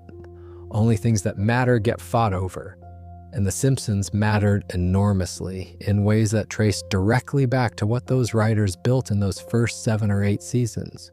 Here's the honest question at the end of all of this. How is The Simpsons still on television? Not cynically, I don't mean why hasn't anyone canceled it in a dismissive way. I mean it as a genuine puzzle worth sitting with. The show has survived a Bush feud and a lawsuit from its own host, and the murder of a cast member, and the removal of a Michael Jackson episode, and an Apu documentary and 2 salary standoffs, and the near departure of Harry Shearer and the quiet firing of a 27-year composer and a cancellation threat, and a recasting and 35 years of people saying it was past its prime. It is now in its latest season. There is a sequel film scheduled for 2027. Disney Plus runs a 24-hour Simpsons stream. A new couch gag still opens every fresh episode. Springfield impossibly persists. Part of the answer is simply money. The Simpsons is an extraordinarily profitable enterprise. The franchise generates revenue from so many directions simultaneously: broadcast, streaming, syndication, merchandise, theme parks, licensing. that the cost of making new episodes is manageable relative to the financial infrastructure the show supports. As long as new episodes exist, the franchise stays alive and current. Canceling it would still be expensive, just in a different way. Disney, which now owns the Fox Entertainment assets and therefore owns the Simpsons franchise, has a specific interest in keeping the show in production because of the streaming infrastructure it supports. A 24-hour Simpsons stream requires a steady supply of new episodes to feel current, not just an archive.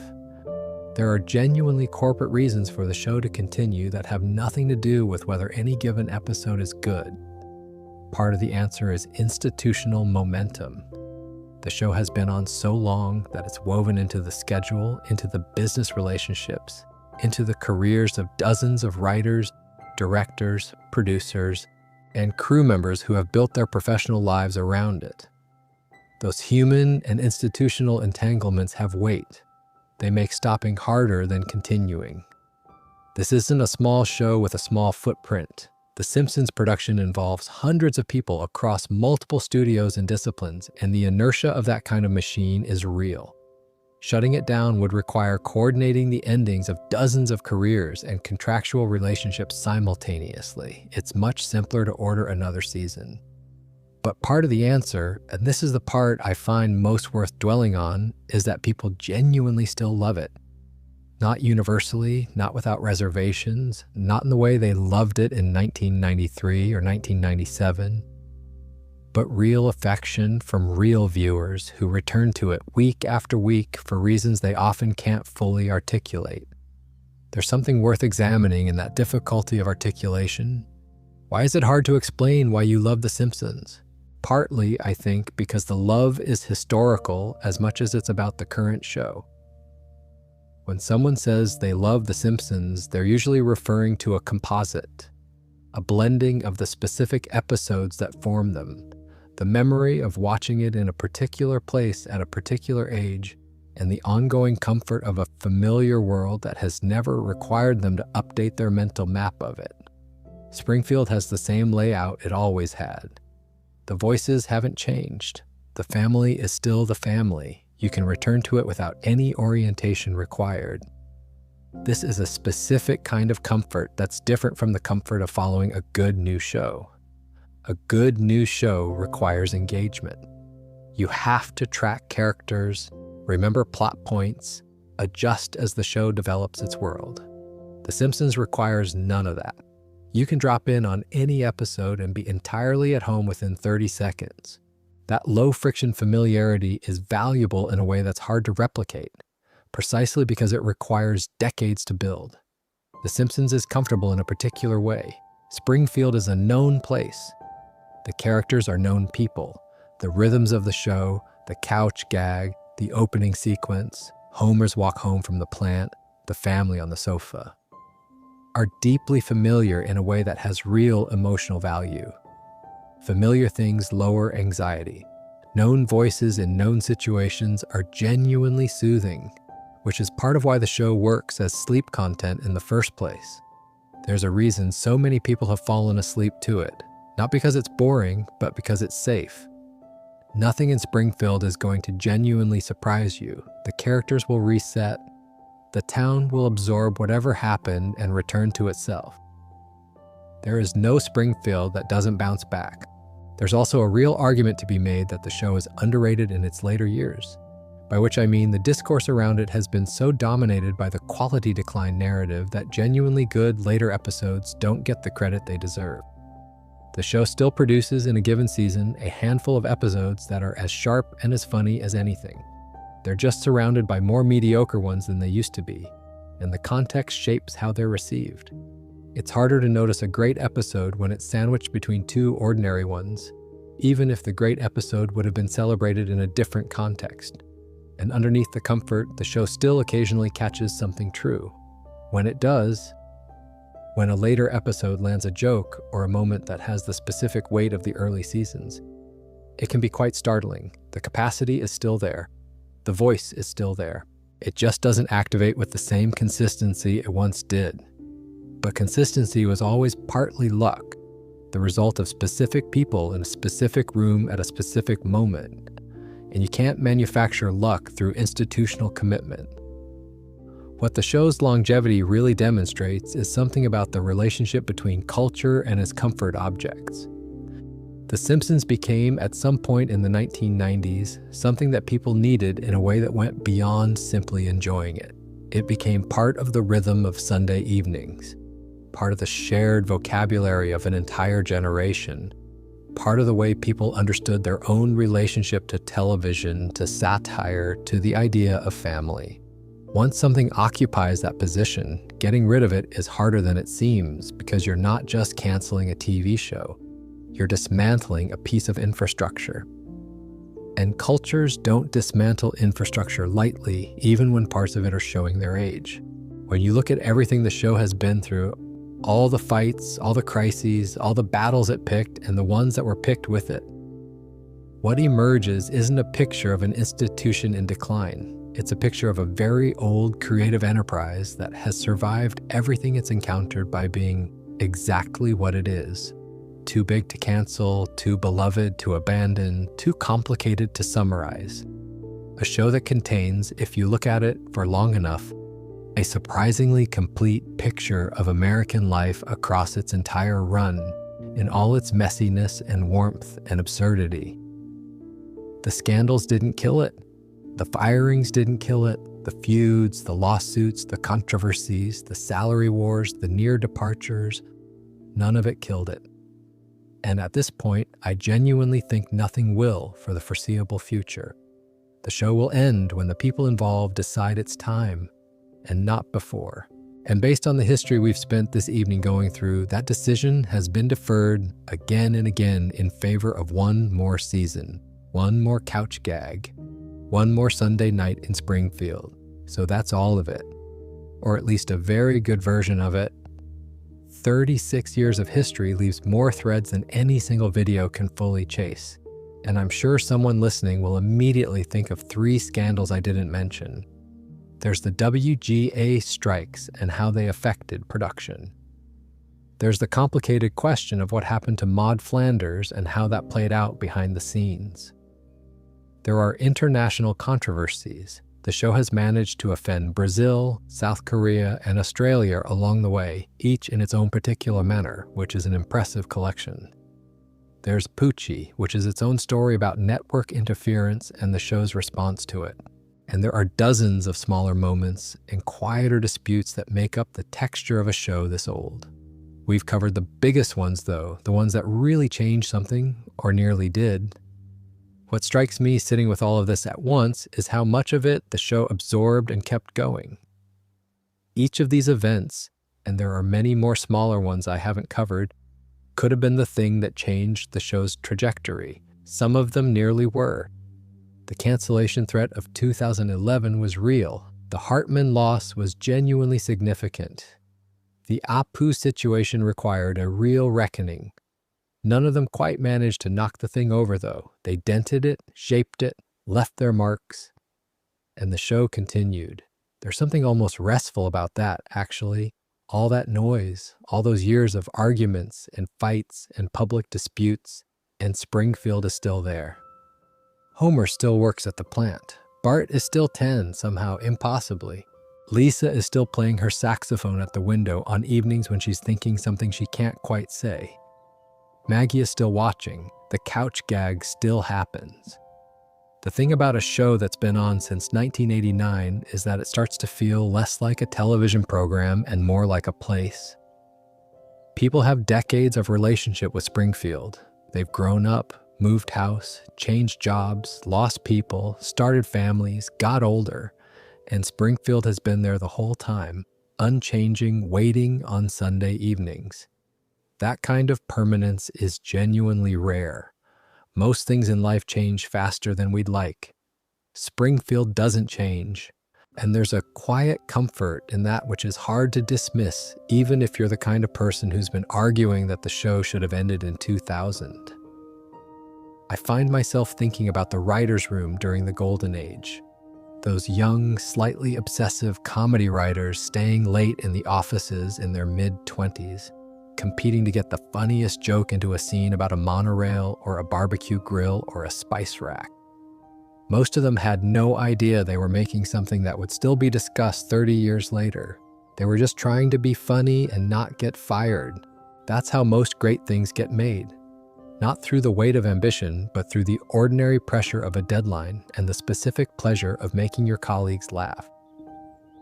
And I think about Phil Hartman going into that recording booth and nailing every line on the first take, so reliably that nobody thought to be grateful until he was gone. And Sam Simon building a writer's room culture that persisted long after he'd left the building. And Alf Clausen conducting a live orchestra for a cartoon about a nuclear power plant because he believed the music deserved to be real. These are the things that don't make the headlines. The scandals make the headlines. But the care underneath the scandals is what made the show worth arguing about in the first place. The scandals are part of what makes it feel real, in a strange way. A show that never fought with anyone, never caused anyone discomfort, never prompted a lawsuit or a presidential speech or a documentary. That show would be smaller. The Simpsons has been in the middle of cultural arguments for all this time because it's been connected to culture, which means connected to the things people actually care about and disagree about and fight over. The arguments are, in their way, the evidence that the show mattered enough to argue about. There are plenty of topics we didn't get to tonight, and I mention that not as an apology, but as a promise. There's enough Simpsons history for a very long series of videos like this one. The show's international controversies. The Simpsons movie and what it took to actually get it made. The specific history of what happened to Maud Flanders and why. The couch gags and the people who made them. The relationship between the show and its merchandise, which is its own peculiar history. The show's complicated feelings about its own longevity, which occasionally surface in the episodes themselves in rather moving ways. All of that is for another night when you're horizontal and the light is low and the day is done. For now, if you've made it this far and you're still awake, good for you, honestly, it's been a long one. And if you drifted off somewhere around the Tracy Ullman lawsuit and you're only just waking up now, that's fine too. That's rather the point. Either way, thank you for the company. There's more where this came from.